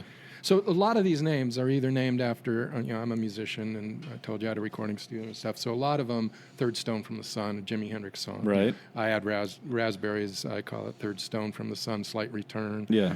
The other names, like Carrizo Creek, Box Canyon, those are all stops on the Butterfield stage line. Okay. Oh. And I did that for a couple of reasons. Number one, nobody else was doing it. Right. Yeah. And it provides me with a wealth of interesting names to use. Yeah. And, you know, and an homage to our investors whose last name is Butterfield. So That's awesome. cool. we decided to, you know, I thought that was just a great idea to give me a palette of names that I didn't have to work hard for, and nobody else was doing it. Hey, I mean, you know, as a brewer, I could tell you the name is always like the hardest. Yeah, thing. Yeah. You know, so for it's- years I've had a word file with Yeah. when random beer names would come, and some of them are now on our board. Nice. But usually, you know, if something doesn't immediately come to me like, oh, this should have been red, you know, I'll usually revert back Yeah. to something musical or something on the Butterfield stage. Makes sense. You lines, know, yeah. like you said, you got a repertoire or, you know, a list Yeah. of ready names. Just boop. And, you know, when you got 40 different beers you've brewed, it's you're like, okay, I'm glad there's a lot of stage stops, you know. And some of them have great, unique names. Yeah. Sackett's Wells, wow. our Belgian Pale Ale. And, That's awesome. you know, That is cool. they're, and it's kind of an homage to the Old West. you Yeah. know, and, you know, this area. Fits into the overall theme of Yeah. you know, the brewery and everything, which is, you know, when you get that going on, that's Yeah, perfect. yeah. It's kind of brand identification, an extension of brand Yeah. identification. I love all the names. I mean, they're so unique, and it actually, you know, like you say, brand identification just goes with the brewery and with the style of everything that you're doing here. I think that's awesome. It's like I've seen some people where it's like they're, you know, they brew their beer and they're like having such a hard time coming up with a name, and you know, they'll put up a poll online like, you know, help me name this beer or whatever. I know what the beer that you and I kind of collabed on recently, the crazy beer that we made, that one wasn't hard to come up with a name because that idea came from my mother-in-law, so we called it Mo-in-law. Yeah, But, there you go. Yeah, so basically the crazy beer, probably something you probably would never want to dabble into, but we did a turmeric and ginger hazy IPA. And the reason why is because my mother-in-law is very... she likes to do a lot of the holistic and self-healing Sure, and yeah. a lot of the different herbs and bitters and stuff like that she does at home. She makes her own like kombucha and does all this stuff, and she's push turmeric and ginger on my wife and I, And I told him one day, I was like, I love how turmeric like changes the color of everything. I was like, let's do that in a beer and see how orange it'll turn. And Josh is always down for everything because he's like a mad scientist when he makes beer. Yeah. And so we're like, okay, let's do it. And so instantly we're like, all right, we're gonna call it Moen-Law's Home Remedies Hazy IPA. And it was crazy. And I even told him, I said, this is a beer that you're going to have 100 people, 50 people are going to tell you this is the most disgusting thing I've ever had, and 50 people are going to be like, wow, that's unique. I like that. Right. So, it was just something we made for ourselves kind of thing. But we've had, we've had one person, I think, tell us, no. And then I think everybody else has been like, it's pretty good. It's very unique, spicy. It is spicy. I was going to say the turmeric was front and center right out of the gate. But as the beer is aged, the ginger is like kind of now taking center stage. So it's got this crazy little ginger spice that just dominates everything. It's like an ultimate ginger beer, like aggressive, especially as it's sat for a while. Like it really kicks. But we know it's healthy and it's good for you. So I tell my mother-in-law every time she's telling me, "Are you taking your turmeric?" I go, "Look, I don't need to because I had one of those turmeric beers the other night, and there's enough turmeric in there to get me by for like at least a month and a half." So because we kind of overdid it on that, but. We kind of screwed up on thinking of scaling things. Right, we kind of screwed up on that because, and I'm. Like we did a little taste test with like a tea, we just put a little bit in a 12-ounce hot tea, kind of cooled it off, drank it, and I was like, oh, okay, I think we hit the mark here. Let's scale it up. But it's just some kept telling me like, this is not going to scale perfectly. It's not going to be a linear scale. No. So even with I think the turmeric, we originally planned on like 2.5 pounds for the 5 gallon. Right. And even that, I was like, man, that just seems like a lot. So we backed off to 2. And even 2 pounds was just too much. It sounds like a lot. Yeah. I later on went back and I was looking at like daily dosage of, turmeric for like health benefits. And we ended up just blowing that out of the water. I think the average daily dose was like 2,100 milligrams or 1,200 milligrams or something like that. And we had the equivalent of like 16,000 per 12-ounce serving or something. I was like, oh, yeah, we blew that. So blend it. Blend it. Yeah. Yes. Definitely healthy and good for you for sure. That's the main game. But we had fun with that, and it was easy to come up with the name. But I love your names. Definitely fits to your style and very unique for the brewery. Yeah, and that's the fun part. Is coming up with a name. Yeah. I know there's a homebrew club out in Ventura. I think it's Vibe. And crazy thing with these guys is they really love the names. Like they just go so crazy with the puns and everything on the names. And I remember talking to these guys one time, and I was like, how do you come up with these names? Like, we actually kind of come up with the names first and then try to find a beer style to match. Oh, really? Yeah. Like they had one that was like Touched by Four Monks quad, and stuff. and like Blue Balls, Blueberry. Yeah, there's some I can't use. I know. Yeah. Oh, no, don't get me wrong. These were not even close to PC. I was going to say, Aaron from Brewkaipa, the brewer out at Brewkaipa, I don't know if you ever met him. He writes an article, blog out in the desert, and he wrote an article about some of the really horrible, like sexual innuendo names in the brewery industry. It's like you'd be surprised at what people get away with, and I'm like, wow, this is. Yeah. Some of the names I was like, I can't believe that's in a brewery, like without like offending somebody. Like some were pretty bad. I'm like, man, that. Right. No, I know. It's like glaringly obvious. And it's a family restaurant. So. Right. Exactly. Exactly. Yeah. So, but that's good. This stout's good. I had it at Christmas. What do you think about it? No, I like it. I'm a big fan of the dark chocolate. That cocoa kind of concept. Yeah, that's the first chocolate stout I've ever really done. Yeah. So. And what I like about it is it's not that cloyingly sweet chocolate. It's actually like the it's cocoa. Definitely, it's not sweet chocolate. It's dark chocolate. Which I use Chalaca. Yeah. So that's the pure extract from Colorado. Oh, okay. So they really just buy it by the 5-gallon tin, nice. And it's just pure, chocolate. There's no additives of any kind. They do sweet and dark, and I always tend, like in the cherry beer, I don't use sweet cherries. Yeah. Well, you think about it, the malt in and of itself is pretty sweet. Yeah. And you want something to balance that. Again, to me, it's about balance. Yeah, like I've done a couple of beers in the past where maybe the hops didn't have as enough of a pronounced. They weren't in the beer as well as they could. So you end up getting that malty. Or even under attenuated beers where you just get this like kind of sickening sweet malt, taste, and you're just kind of thinking like, man, if I had something a little bit more bitter, it was completely balanced this out. Yeah. So yeah. I get where you're coming from, where you want to kind of not so much throw the sweeter side of those berries or the chocolate or whatever sort of extract in there. Because I'm always thinking, I'm putting this in, so I'm going to do something with the hops because I don't want all that to start colliding and kind of a an unforgiving manner where all of a sudden you got something that it's like, okay, well, this was a mistake. And you see that I try too. to avoid those in the professional level. Yeah. I was going to say this next beer, Josh, I'm not going to tell you what it is. I'm just going to let your palate and your nose figure it out yourself. Get a little bit of a tanginess to it. yeah, I know what it is.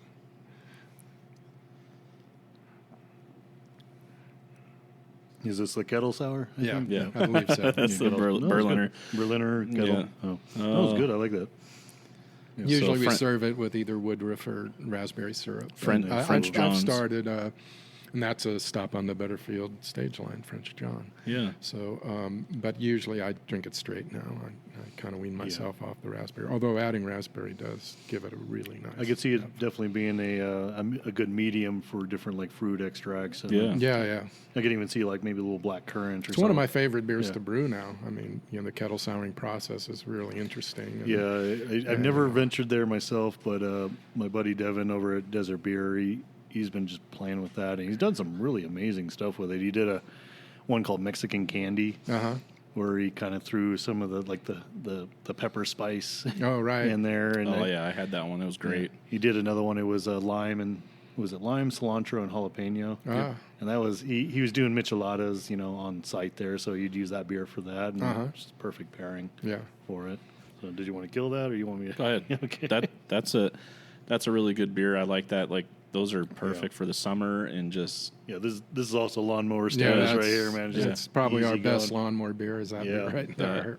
And I'm sure it's popular with like I know my mother-in-law, she would love it, like the kombucha drinkers and stuff like that, to get that tart sour and wine flavor. drinkers. And wine drinkers tend, because pH of wine is pretty low, and so that beer is probably coming in at about 3.4 pH, 3.5 somewhere around there. And that's the thing I've noticed lately, especially with the beer and these types of beers and the kettle sours and the full-fledged sours coming into it. And you get these people coming like, oh, I only drink wine, and it's like, well, let me introduce you to something, Well, when we first opened, we had a keg of like Coors Light and Bud Light and stuff, and after a couple months, I just told them, this is a brew pub.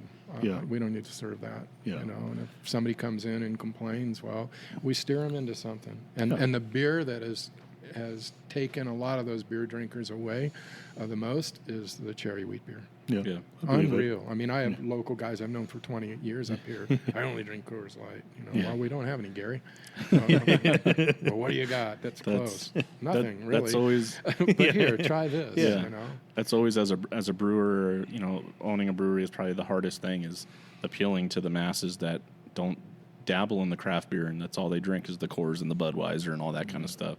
Right. And I've had the biggest time with my sister-in-law, who is just a Budweiser drinker, and that's all she's ever known, all she's ever drank, and it's taken me years. I've found two beers that she will drink. One is here, the cherry wheat, and the other was down in I believe it's either Vista or Carlsbad. I always get that screwed up, but it's Wavelength Brewing, and they have something called a White Walker Ale, and she liked that too. So there's only two craft beers that I can get her to drink. Other than Budweiser, but I try my hardest. Like I throw stuff at her all the time, and it's just like, that's what I want. It's like my friends Grace and Rob that own the Mason Jar. They have the same problem. People walk in, I want a Budweiser, so that's why they had to make something similar to it.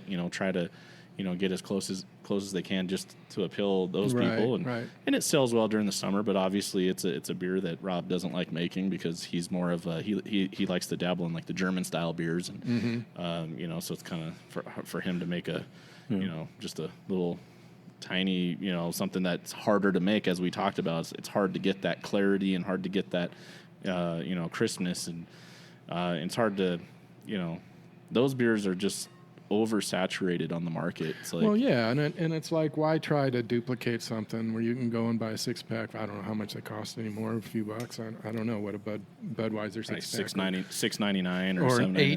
18-pack or whatever, Right. you know, and so I don't necessarily feel compelled to jump into that. Plus, No. you know, from a business point of view, okay, so I make this beer, and even if it's a good one, you know, a lot of people are going to come here. They're not going to want to try an American Pilsner or lager when there's 20 other beers here that are more adventuresome in some ways, you Yeah. know. So then you have to, how long is this going to tie up, you know, cooperage and stuff like that. So far I've Right. not done it, although I have, like I told you, I have been thinking about Yeah, good. doing something maybe this summer.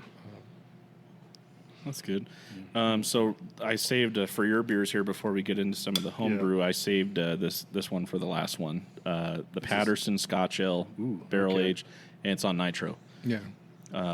Just the scent you get from it, you already know it's going to be good. Yeah, I was like, I get that barrel front and center with Yeah. it. You get that nice caramel notes of the Scotch. And so, yeah. so what I like about it, and I'm not, I wouldn't say I'm an expert Scotch drinker. I'm more of a, I like my Jameson, and also that new Screwball peanut butter whiskey I've been going crazy for. I like that too. But this right here is just so smooth. Yeah. I really, really enjoy it. And what I like about it is because sometimes with the barrel ages, like I've talked about it before, sometimes you get that separation. Like it's not blended well. Yeah. You get that really hard, boozy flavor and everything else gets lost in it. But this one's like blended so well, and I'm sure it's probably dangerous. What's the ABV on it? Well, the Scotch Ale runs probably high 7s before I put Yeah. it in the barrel. There wasn't a ton of wetness in those barrels, so you know I don't know that it increased it all that much, but I'm guessing it's around 8. Around 8? Yeah. Okay. I was going to say the barrel character is like big time on this Yeah. one, but it does a really good job. Well, And- but it also spent a lot of time. I mean, Yeah. it was in the barrel over a year, and I think you know you can barrel age a beer for 3 Yeah. months and it'll be good, but it'll tend to be a little more booze forward. Yeah. And as you said, it blended. Well, that just comes Yeah. from the time it spent in Yeah. the barrel. you need that exchange. And you know, I and- was all paranoid when I first started doing barrel aging of, you know, oxygen egress and ingress and all that stuff. And you know, I initially would save beers so I could top up the barrels, and then I decided not to do that. So you know, the Angels get their share, and Yeah. you know, by the time you empty the barrel, it's down about that far. And you know, I think the oxygen, you know, adds something to the process as well, as long Yeah. as it's not too much. Yeah. Now I minimize that on sour beers because I don't want vinegar. Yeah. You know. Yeah. But on any of the barrel aged, I just let it go, and usually for a year. Yeah. And I noticed that aging, you know, it starts layering itself. Yeah, like yeah. beautifully, where you go to throw it back and you get those caramel notes up front, and then you get a little bit of the wood and the you know, the Right. booziness kind of on the tail end, and then maybe a little like residual sweetness or hoppiness, you know, depending on the beer. Yeah. And the other thing I that's in there. learned is now when I barrel age stuff, I used to do like one of, then I started doing 2 barrels of the same beer, and now like we just kegged a Flanders Red that was downstairs for over a year. And I had 4 barrels, so I was able to put them all in my bright tank and mix them, blend them. You know, I tasted each individual barrel, and they were close, but there was one with maybe a little more vinegar character. But by the time you put them all in the bright tank, they get carbonated and mixed up. Then Yeah. you have this really nice Yeah. finished beer. Yep. And you know, sum of the parts is greater than each individual I barrel. believe that. And that's an art form. I mean, people that run big barrel houses. What's the one in Oregon, Portland? It's a Cascade Barrel House. Oh, Cascade, yeah. Yeah, that's one of my favorite sour breweries. And They do an you know, but they amazing have job. 800 barrels or whatever that he can. But it still takes a really good palate to go and say, look, I want 3 of these, I want 2 of those, and 1 of these, and we're never going to use that barrel again. You know? And yeah, every time I go there, it's so wonderful because who's ever doing their blending is truly gifted. Yeah, at it, they you definitely know? got the palate to really dial it in. Yeah. I mean, that's one of my favorite breweries. Period. I was That's going awesome. to say that was one other thing I had to give like the big boy, the macro breweries credit is they got guys like that on site. Usually they do that with their brewing process as well. I mean, obviously not as complicated as, say, Cascade, you know. Right. But you tend to see these guys saying, okay, mix, 3/4 of tank 7 with tank 2, 1/4 of tank 2, or something like that, so that they do get that very consistent, perfect beer time and time again. Right. So I went to Jack Daniel's distillery 10 years ago, and, there's one guy. And it had just happened to where he was fairly new. The other guy retired, and he stepped into it. I think he was in his 30s at the time. And, you look at a place like Jack Daniel's that has thousands of barrels, and it's his job every morning to taste and tell them how to blend this to get Jack Daniel's. Now, to me, Jack Daniel's always tastes the same. It's not one of my favorite whiskeys, but, it's consistent. But, you back up and you think, you go in it in the morning and your job is to taste whiskey. I guess you got to be careful about that. By the end of the day. Because your palate's shot soon. What a job. Yeah. But, man, to have that refined of a palate where you can say, look, this barrel needs that one to balance it out. Yeah. And, that's getting to be high art, Yeah. All right. Well, we've gone through both of these flights here. Everything. What else you want to try? We got more. Everything I had was good so far. What's your favorite, Josh? Ooh, I'm kind of torn between that IPA and the IPA, the red, and that Hefeweizen. I've been, I say, top 3 right now. Though that Scotch ale, that's creeping up, it's working its way up the ladder here. That was a good one. I like that. I like the IPA. I really like the triple.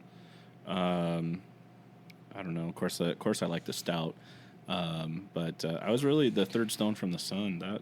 That's the first time I've had that one, so I really enjoyed that one. Yeah, that's a fun beer to make. There was a lot going on there, like in terms of when it hits your palate. Lots of flavor, lots of interesting notes that I picked up on that, and then it rinsed clean, just like we always like, when we're sampling beers. So that's pretty cool. But real quick, we're going to sample some of your beers. Yeah, I thought as a home brewer, absolutely. I always like to come and share. This particular beer, I actually entered this into the National Homebrew Competition, so wish me luck. Hopefully it does good. Good luck to you. This is basically I went with a Mexican amber lager because I kept seeing everyone do the pale Mexican lagers, and I'm like, where's our amber cousins here, Yeah, I do a Vienna here. Yeah, that's pretty much based off of Vienna style. Just threw some corn in, but a buddy of mine turned me on to using dates. Oh, yeah. And I had a date beer from, I think, Coachella Valley that was really good. The double date that they did. One of my favorite beers. That was really wonderful beer. And the way he did it, I liked, because he took the dates, pitted them, and he threw them into a vacuum bag, and he did the sous vide to it, and just let them kind of cook for about 3 hours, and just turned them into like this paste, you know. Right. So I threw that in the primary, let it finish out. It took about 6 weeks, but yeah. But here you go. So this is a date Vienna lager. Cheers. Yep. Yeah, cheers. Cheers. Nice color. Oh, thank you.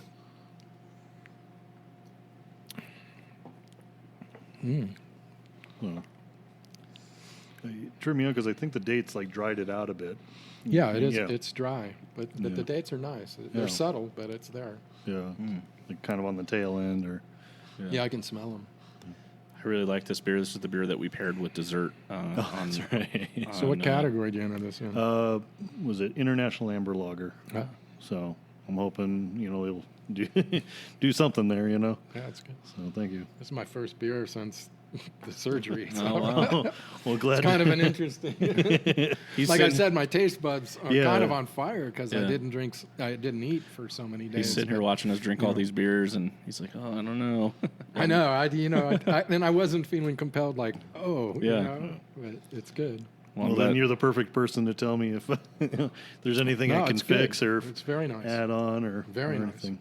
So. Yeah, I enjoy this beer. Well, he did a Mexican lager, similar recipe, but without the dates that he had at the Props and Hops Festival. Oh, right. And you should have seen the line. I mean, the crazy thing was, there's all these commercial breweries there. In fact, we were literally right next door to Hangar 24. And the line for his Mexican lager versus the line for Hangar 24 was like night and day. I was like, I couldn't believe it. I was like, these people are over here. We're with Coachella Valley Home Brew Club, and the line was like Disneyland for this Mexican lager. Yeah. And one of my one of my friends, like I didn't even tell him that he brewed it because I invited a friend out there. He's been on the show.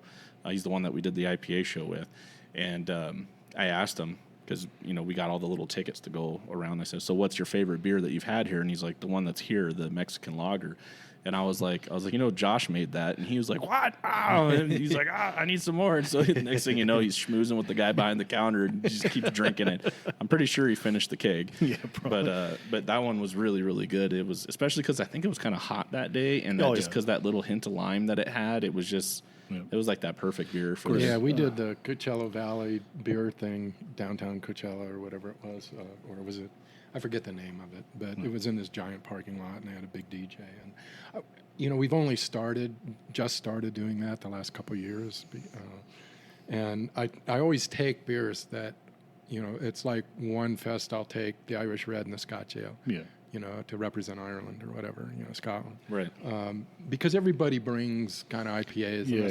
The last one, I brought my barley wine. Nice. and the line got crazy because they don't allow you to pour there. They have to have their own pours. Oh, that's right. We had these really, really great Mexican guys, and they're like, "Come on over." But we're pouring a barley wine at 12%, and so I always try to bring beers that aren't like in the normal, what you would normally see when you go there. You know.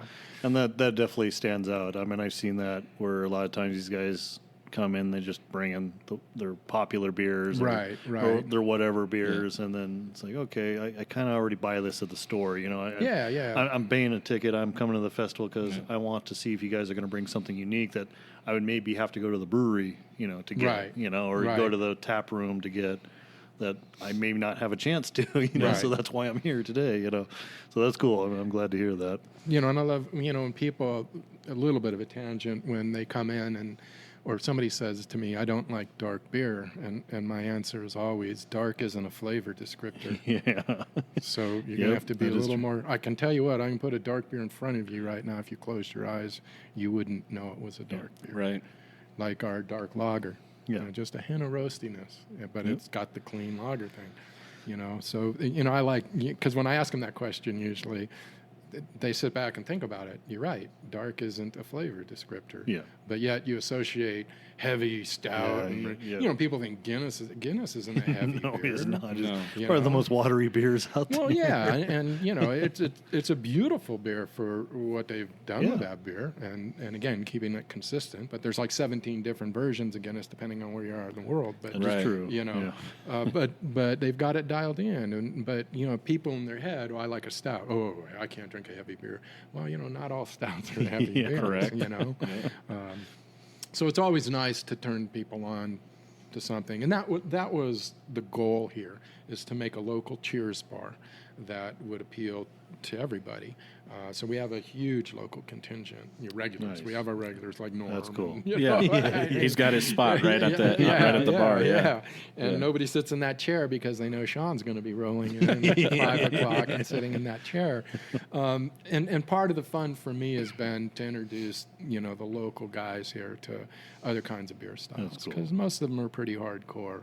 I'm a Budweiser, I'm a Coors drinker, or whatever. And now to watch them come in here, like the other day, a month or so ago, I ran out of brown ale, and one of my buddies is like, there's no other beer here I can drink. And I said, come on, Jerry. Let me go pour you one, And so I brought him a Belgian Pale. Now that's, now if I run out of that, he's like, where's the Belgian Pale? Right. So it's really, that to me is the most gratifying thing about the whole process. Is to explain to people there are literally hundreds, if not 1,000 different beer styles.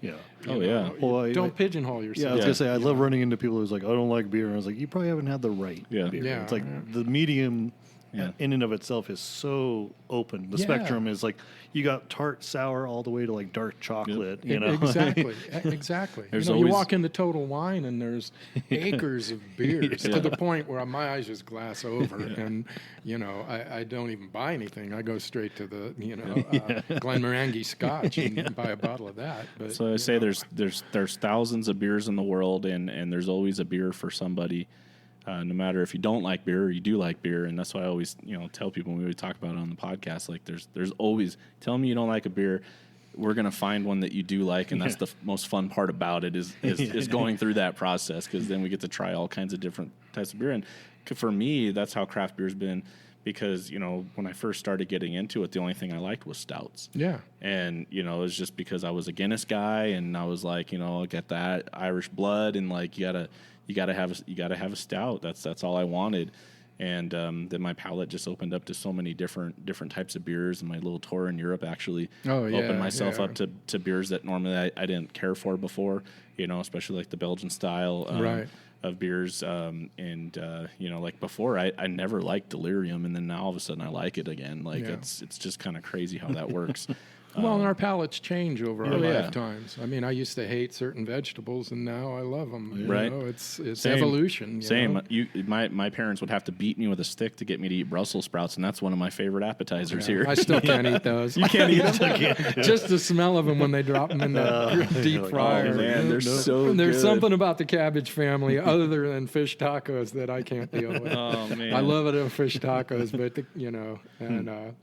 but those they're so pungent to me. It's overwhelming. And, some people don't like cilantro, and I love cilantro. I love that too. Yeah. Some people, to them, it tastes like soap. Yeah, And there's to actually me, it's totally citrus. That's how I am with lavender. Like it's just don't like it. Yeah, I can't do it. Someone tried to do it like a lavender Sage lime. is tough for me too, because it's so overpowering.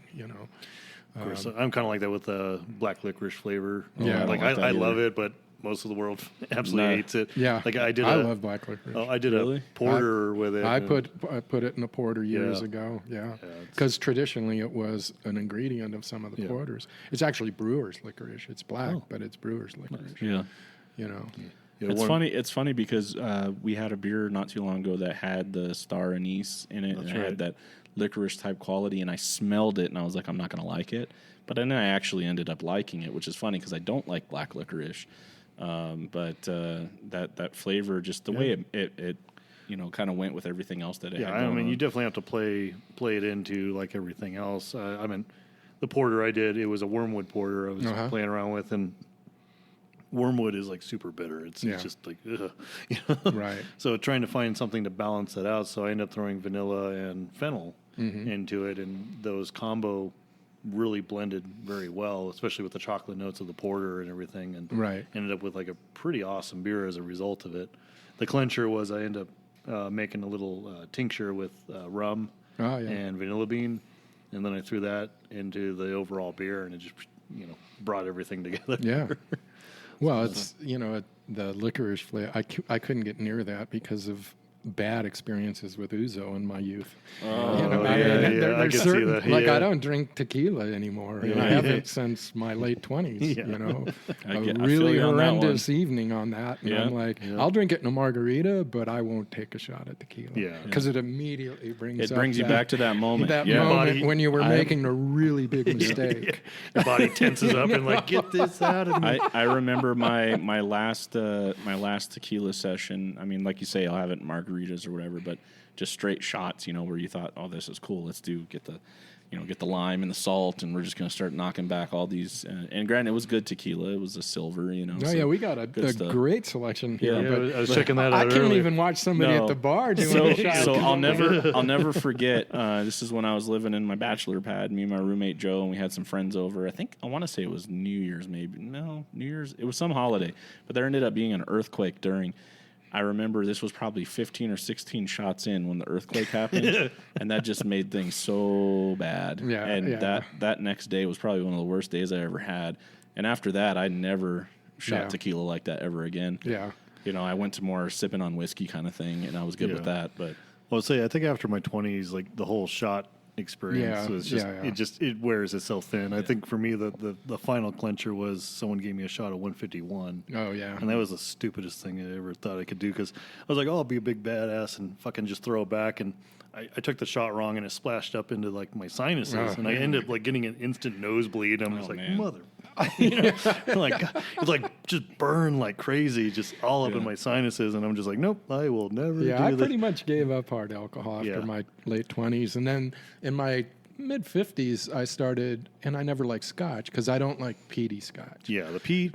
So I can't. A little bit of that goes a long way for me. So I found this Glenmorangie and Nectar of the Gods, or Nectar d'Or as it's called, and man, it is a great Scotch.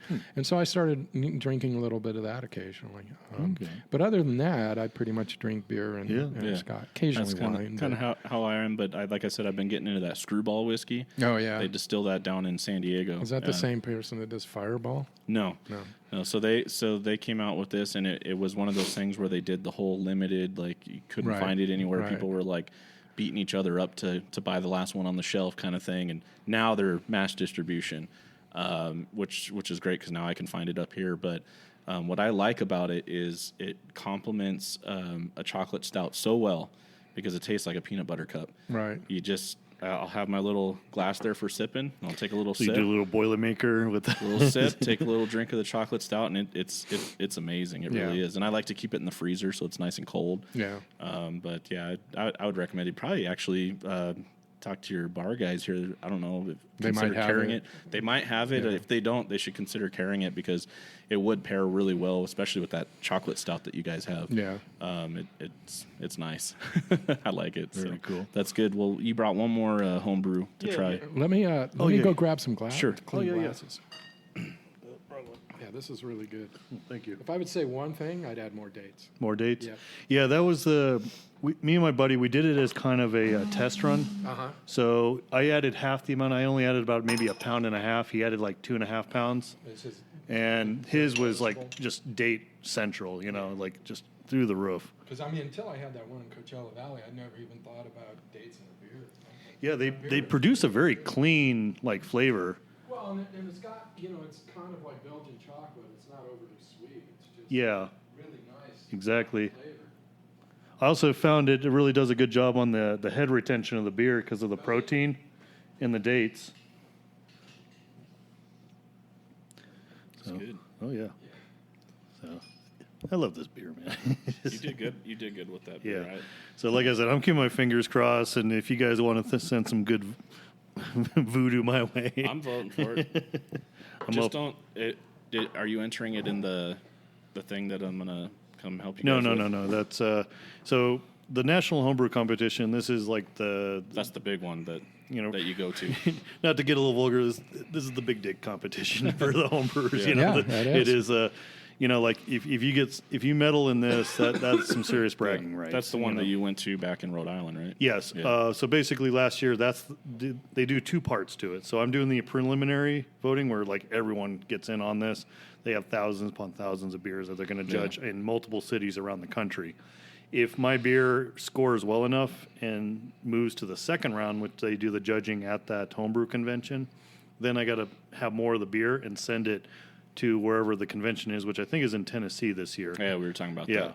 So I get to send it to Memphis. there, and that's around June. And then if I end up winning a medal in that, then they have an award ceremony and stuff for everyone there. Yeah. Rooting for you. Yeah, and this is actually this other beer I brewed, the porter, is also in the competition this year. So we'll see how that holds up.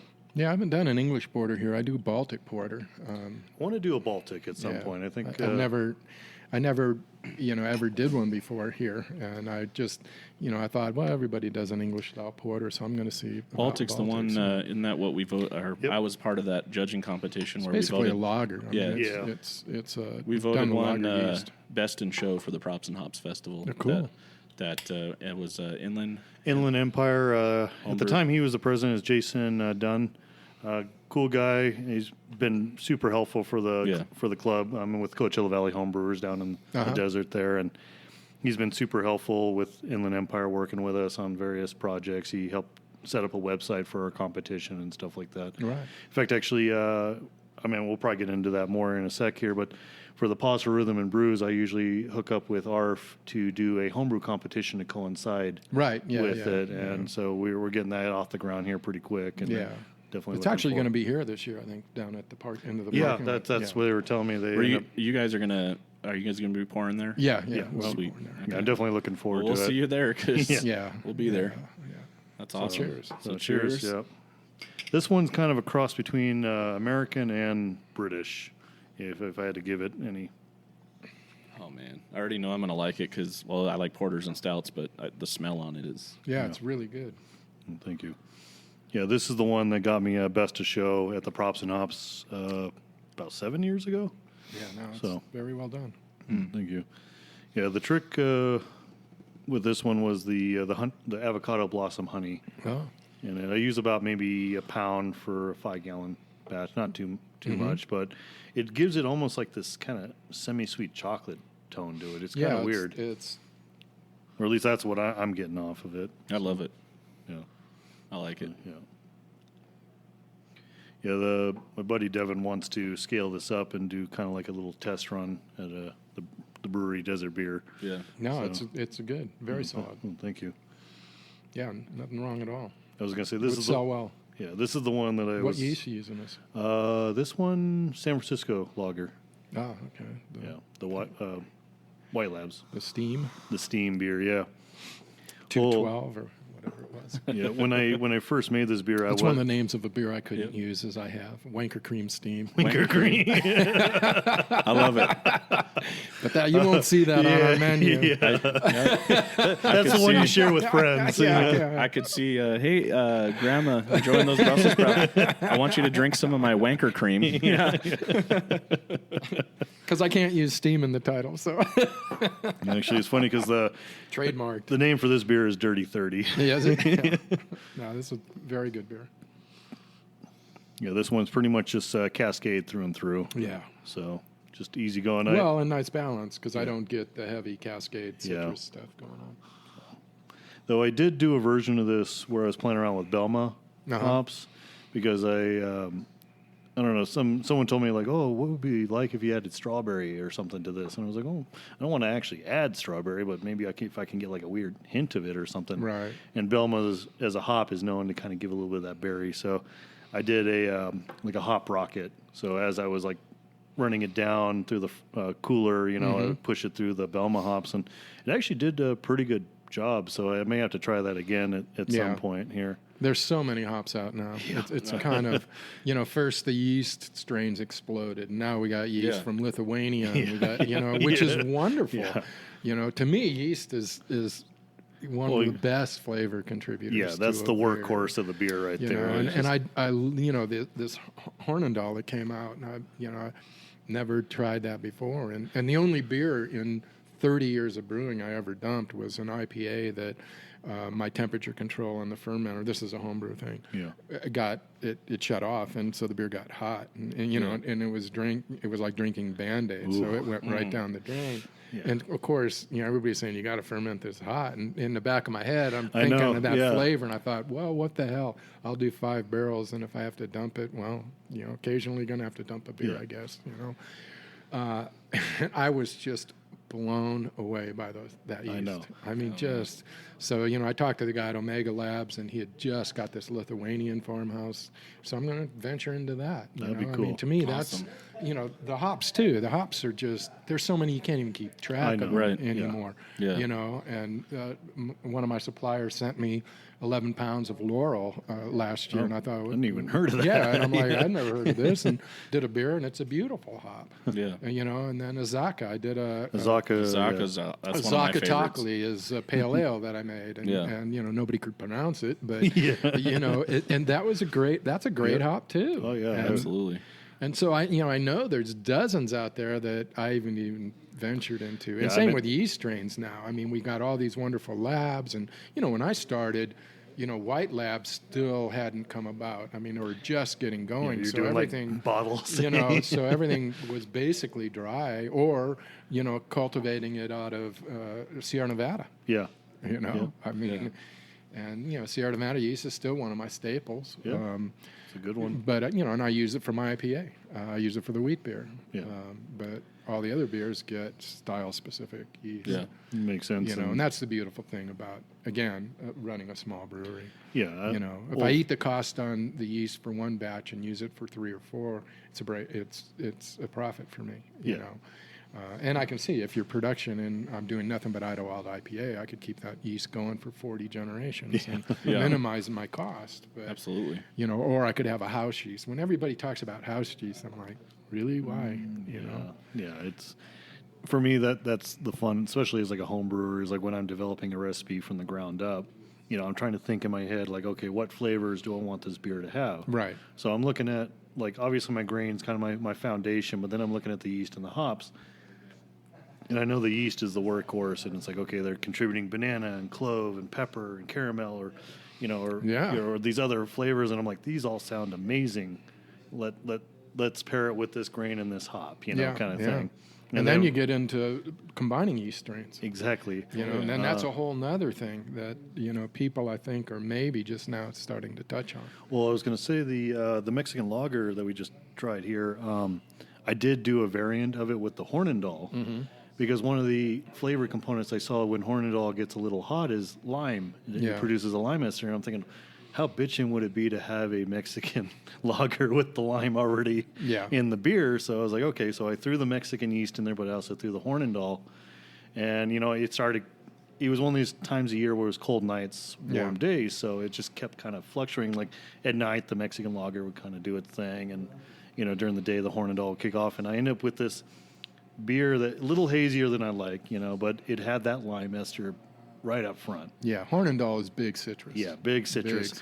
And it tripped me out where I was just like, I hit the mark. Like it actually, it produced that lime ester. Like I felt like I just crushed the lime right into the beer there and just kicking it back. Yeah. No, it's one of my favorite strains. Yeah. Now. I almost want to do a mead or something with it. I want to do mead here, but it's a different license. It is? Is it really? Yeah. It falls under wine, doesn't it? Yeah. That's Same right. with hard cider. I can't do that because I did a lot of mead in the 90s. And I like mead, but, Can't do the cider. Yeah, again, the government thing, well, it's got to be a wine license. Yeah, it's kind of weird that it...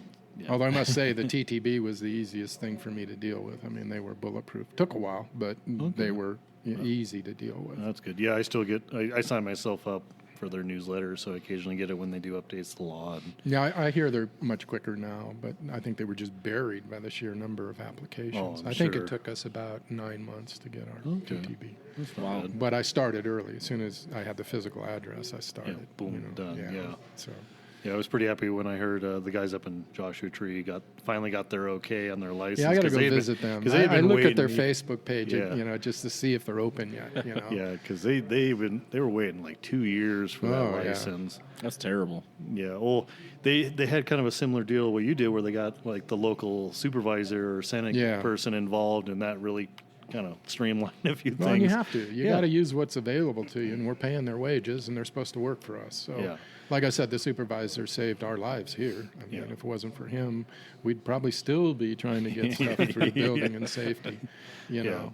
It was just funny because the lady that's up there, like, she's a huge fan of the beer, and past couple of times I've been there, she's always been there just hanging out and like talking and stuff like that. So it's kind of cool that they were able to cultivate that relationship and that friendship, and I know it served them dividends in return. So. Well, it sounds like their big issue right now is going to be dealing with wastewater. Yeah. If they have any questions, just give them my name and tell them to give me a holler. It sounds like they have some pretty close to a similar setup. There was an article they published recently where they went with a little small startup out of San Diego that is doing, they're pumping the water basically through these tanks that they're basically pushing aerobic, bacteria and stuff like that. They have a lot of membrane systems now that weren't. The problem with what we were dealing with is we didn't have enough headroom. So our system had to be designed for that low ceiling, know. And now there's definitely bioreactors and stuff That's essentially available. what they have is the bioreactor. And they had it specifically designed for their system because they're not major and they're not tiny. I think they're doing maybe like a 7-barrel system through there right now. I think that's their plan, at the moment. I know right now they're doing what am I thinking of, like a barrel and a half, maybe almost 2-barrel system right now. That's what they're brewing on. So, obviously they got to turn that over quite a bit, but. Yeah, but it's amazing what you can keep up with. I mean, like I said, we'll probably push past 500 barrels this year easily. That's pretty cool. And my bottleneck right now is cooler space. Yeah. That's probably going to be about our max unless we develop some more cooler space. Yeah, I've seen that pretty much every brewery. Even in the guys down below in the big warehouses, they run out eventually. Yeah. I saw that with CVB. At one point, they were in talks of buying up the building across the street, and turning it into a giant cold storage, Right, yeah. just so they would have something. Yeah, we've talked about, the investor has other land up here and just putting a metal building up with Yeah. a cooler in it. Yeah. It drew me out. I work over in Beaumont, and nearby they have Paracone, like orange juice and lime juice Oh, and right, stuff like yeah, that. And these guys literally have like a warehouse-sized cooler, like Yeah. freezer. I went in there to go pick up some orange juice for an event. With forklifts going in. Yeah.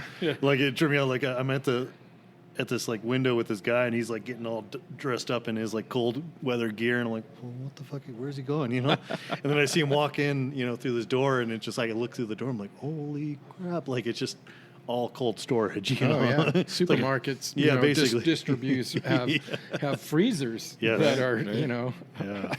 And I was just like, that is actually pretty damn cool. Yeah, but that'll be the bottleneck. But Yeah. that's okay. I mean, it's okay. At that point, we have a decision to make. Well, it's one of those things. It's a good problem to have, kind of. Yeah, it is a good problem to Yeah. have, and I feel really fortunate that the beer's been very well received, and that we're packed. I mean, literally, you can't get anybody else in here on a weekend. Which is cool. Yeah. I mean, everything we tried in the lineup here was just phenomenal. So Thank you. great job with everything. Thank you. Yeah, I haven't had a beer here yet that I haven't liked, and there's styles that I don't particularly normally drink. And I usually, when I come here, kind of my MO is I usually start with a flight. Yeah. Try to try some of their newer beers or whatever, and then I gravitate towards I'll either get the red or whatever your stout is at the time. Yeah.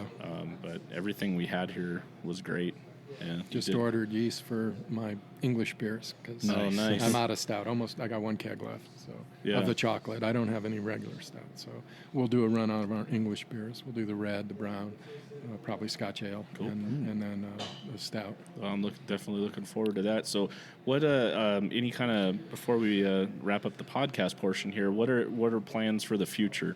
I know you're talking about we might need some bigger coolers, or Yeah. but is there anything else that you're looking at doing here at the Idyllwild Brewpub? Well, I think this summer, now that all the roads are open, we have a off site license. We can do, I think, 25 events. And since we have a huge summer concert series now with the new amphitheater right at the end of our parking lot, we'll be pouring beer at probably all of those That'll be awesome. this year. We're branching out more, like I do Brew at the Zoo down in the desert. nice. Okay. And we did the Coachella Valley thing. We're going to do the ARF thing to get the beers more present out there. Yeah. Probably end up doing, select beer canning on Yeah. a very small scale. We'll do it all by hand. I mean, I don't have enough storage capacity to hire a mobile canner to come in here. Right. Okay. So we'll just buy a smaller machine that takes the 12 ounce, and probably me and my two assistants, do 300 cases of IPA or something like that for the summer. That'd be awesome. Beyond that, just trying to keep it going day to day is there are a lot of moving parts here. So, like I said, most of my days when I walk in here and do my rounds, if I'm on the hill, I'm here. If nothing more, for an hour every morning, just to put my eyes on everything. Right. And so that takes a lot of my time to repair stuff and keep things going. And, ultimately, maybe some distribution, but I still think, the market is resetting right now, and I just kind of want to see where all that. Yeah. I Awesome. mean, you're basically having kind of a repeat of '96 here. Yeah, where it just exactly. kinda- The first beer boom that Yeah. fizzled out, and this one's here to stay. I think a lot of, I think the future is in places like this. Yeah. Or the small micros with food trucks. Yeah. Because it's your local. And, Yeah. and it harkens back to a time when everybody had a local. That's what I kept thinking. Is You know, like over in like Belgium and Europe, Yeah, you got a lot of exactly. these local brew pub or little brewery. yeah, Yeah. a you know, cheers bar. Yeah, cheers bar where Yeah, people you just know. you got your locals come in and just hang And- out, talk shop, get the local news, whatever for the community. and Oh it's- yeah, it's never, great. never hurting for gossip in a small town. Oh, yeah. And it's great marketing too for the breweries, because a lot of the breweries, and we've seen this with a lot of the people that end up sending us beer, is they kind of keep it like this, keep it small, keep it local, but because of the word of mouth, like Treehouse or 450 North or whatever. Or Hill Farmstead. People end up, there's this huge beer trade community, and I know, it's kind of frowned upon by the federal government, but I mean, we were drinking beers that we would never ever get to sample, and it's great. And I think that eventually, when you start canning, I'm sure you're going to start seeing some Instagram posts like in New York City, somebody enjoying some of your Idyllwild IPA, and I think that's going to be awesome. Yeah, I mean, it kind of like being a musician and hearing your record on the radio. Oh yeah, oh yeah. But the other side of that coin is precisely that. Do we want to reach out and try to enter the fray, or do we want to just be a good local, and be satisfied with what we're at? Yeah. I mean, if I were 20 years younger, I'm 64 years old. Yeah. And there's a point where it ends. Right. And how much energy do I have to push this forward? Do we want to? Because again, I'm looking at this, and those are both poles. Yeah. And maybe something in the middle. Maybe these limited canned releases. And something like that. I'm not sure I'd want to get into a full distribution kind of Well, it setup, almost seems like you don't need to at this day and age, because you get, like you said, you get a lot of these guys that have they hear about the brewery, and so they go come and stand in line for the can release or whatever. It's almost like they're doing the distribution for you, right? They're gonna have this can. They're gonna basically swap cans with a buddy out in Arkansas or New York or something like that. So it's like you don't necessarily have to front the money and front the time and effort to get your cans over in New York. Someone else is going to do it for you. Well, yeah, and the heartache. Yeah. I remember, I told you I was a diesel truck mechanic for years and had my own business, but I originally started with this guy, and it was just, he and I were the two guys. He started the business. I was his first employee. Then we grew. It became a multi-million-dollar a year business. Next thing you know, I'm supervising 10 mechanics. And I remember sitting in his office one day, and he looked at me and he said, I almost wish it was just you and me again.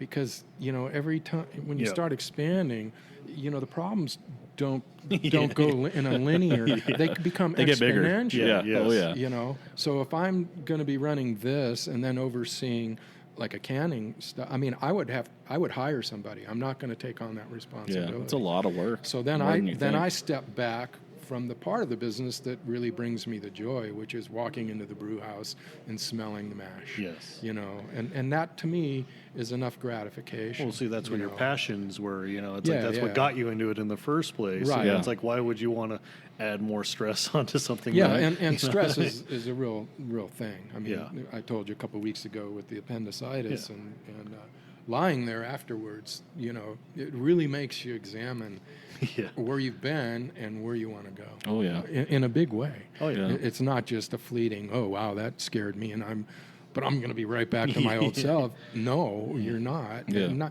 Maybe if I were younger, but at my age, I'm like, I need to spend more time with my daughter who lives in Atlanta. I need to do some other things other than being a workaholic and a slave to a business I love, but nevertheless, there's more to life than this. Oh, yeah. So maybe the guy who comes behind me or the woman who comes behind me, they'll push it to another level. Right. But for right now, I'm pretty comfortable where I'm at. Yeah. And that's the beauty with the beer community is you get a lot of people that do have a passion for this. Oh, yeah, absolutely. So there's no shortage of finding someone who will be able to probably take that mantle and do something crazy with it, not only uphold what you started, but maybe build upon that and keep it going. So the trick is finding somebody that has the passion that also has the ability. Yes. Yeah. Obviously technique, that's a learned approach, and you need and it's not just that. I mean, I think if you talk to any brewer, they're going to tell you the same thing. You have to be mechanically inclined, you have to be able to troubleshoot stuff. You have to be able to fix stuff when it's broken. Yeah, that critical you can't, assessment. especially up here, you can't always call somebody and say, hey, I need a boiler tech up here. Yeah. Do you know how many times I've tried to get a boiler tech up here and failed? So finally I just thought, okay, a boiler's just boiling water. I can figure this out. Read a manual, buy a textbook. Okay, so now I know about boilers. Yeah.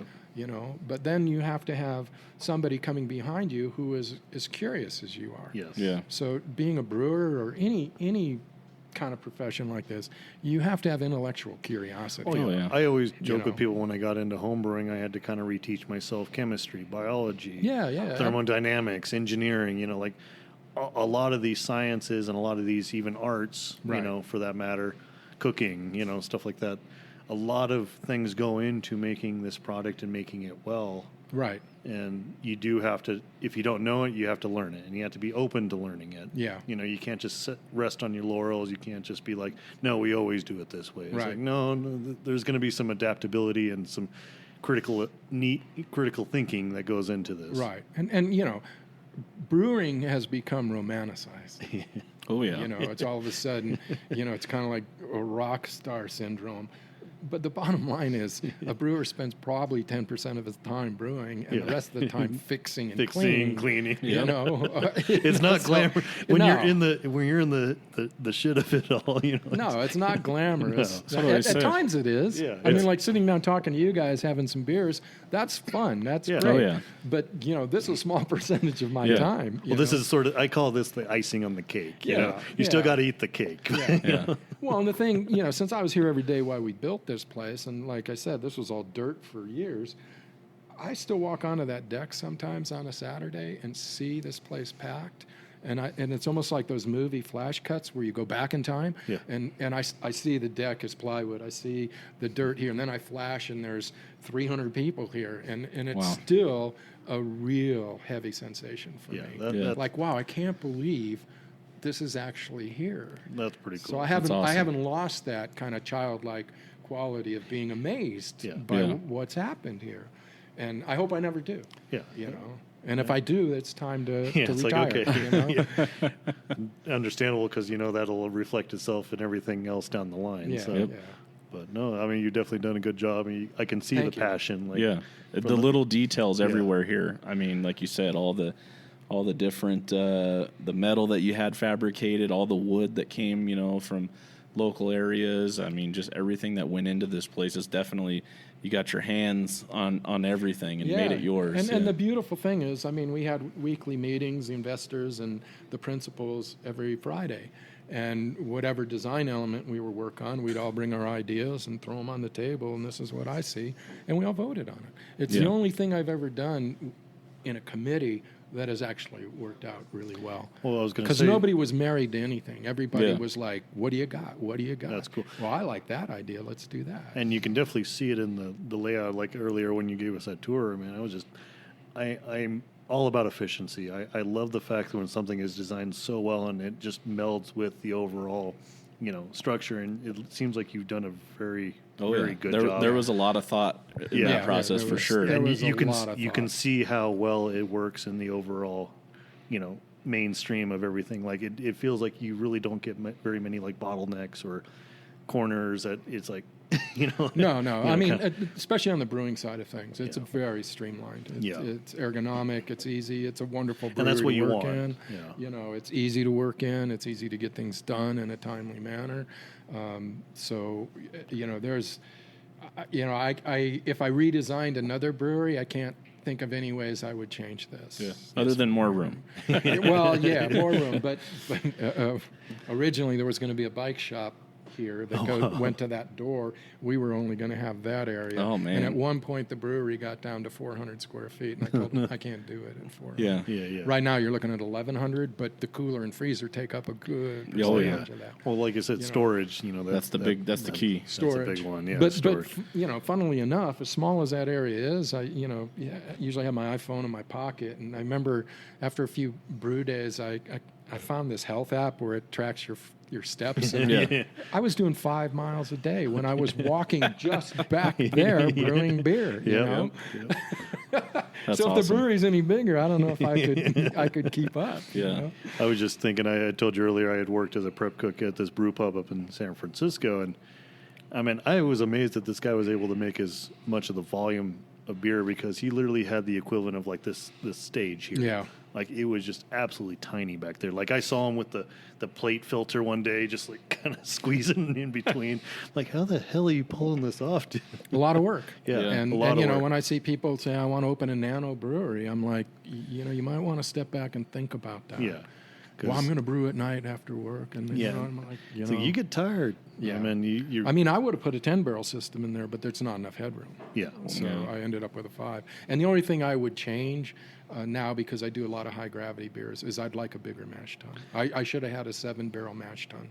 That makes sense, to do what I do, because literally I have filled the mash tun up, like for a triple or barley wine. Oh yeah, and you get shitty extraction because there's the grain bed is trying to collapse at every 2 seconds, and so you just overcompensate with grain, But that, if I had to redesign a 5-barrel system, I'd have a 7-barrel mash. I was gonna say, I think my buddy Desert Beer Devin, he's kind of run into some similar issues. I mean, a lot of his beers are ranging in the 4 to 7% range, but he's been wanting to do a couple of big beers, but he's got to he's got to do half the mash tun or half the volume that he's used to doing, and then just do back-to-back batches so that he could fill up one of his tanks. Yeah, and when I do a barley wine, I'm basically the cattle love it because there's still so much sweetness in the grain. Yeah, oh yeah. I mean, I could make another beer. I could make a pale ale out of what I throw down the drain, basically. Yeah. And if I had another storage, tank where I could just pump it over there and then wait for the boil to be finished and then pump it in to do that beer. That'd be kind of cool. Awesome. Second running and beer. a lot of breweries do that. You know, I just don't have the gear capability. Yeah. So every time I do a barley wine or a big beer, I'm always kind of cringing. But then I think, well, the pigs and the cattle are going to love it. So, oh yeah, they are. Yep. So cool. Well, this has been awesome. Thank you very much. No, this is every beer that we had was great. This location's great. I encourage all our listeners. By the way, we did break over 900 listeners last episode. So nice. I think it was 919 or something like that. So we're growing. We're young on the podcast market. This is episode 15. Yep. And there's only one place to go but up. So this is what we do. We enjoy meeting people like you. I appreciate you having us up here to record a podcast and give us a nice tour of your brewery. Of course, I already love this place already, so I was like, yep, I'm definitely going to go up there. Well, thank you. So appreciate it. But yeah, all our listeners definitely come up. Idyllwild, California. Don, do you got the address memorized? 54423 Village Center Drive. Village Center Drive. It's not hard to find because it's like a speakeasy. Yeah. We're one floor below a parking lot. Yes. Yeah. So you kind of within the way Idyllwild works is it's kind of like there's a village in the center. Yeah. So once you get up here, no matter which direction you come, the 243, the 74 Hemet side or the 74 Indio side. Once you get into the center of the village, it won't be hard to find here. Just look for the Fairway Market parking lot. Yeah, that's Strawberry Creek Plaza. And you'll see the signs, Idyllwild Brewpub. You can either park up top, which is what I like to do, or park down below. You got another section for handicap parking in up the here, middle. Actually, that's right in our service entrance. Yeah, so it's accessible for everybody.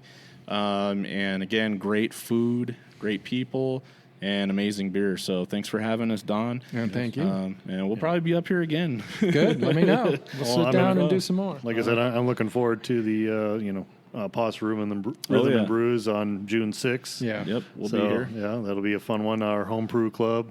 Good. We'll be here not only for the competition awards, but also we'll be pouring a couple of home brews as well. Good. So and we might even be doing a brew demo, so we'll see how that works out. That'd be awesome. If you need anything, let me know. Oh, All yeah. right. Thank you. All right. Thank you. Thanks a lot. All right. Cheers. They also practice by drinking the urine of a ram. They drink ram's piss. Ram pH urine? balance? No, Like- because if you can drink ram's piss, fuck, you can drink Awesome. Homo Citizen. Want to try anything else? She said, fuck. Oh, what is the malted liquor? What gets you drunker, quicker? What comes in bottles or in cans? Can't get enough of it. How we really love it. Makes me think I'm a man. I could kiss and hug it, but I'd rather chug it. Got my belly out to here. I could not refuse it. I could really use a beer, beer, beer. Beer. I can't remember how much I have had. I drank a 12-pack with my dad.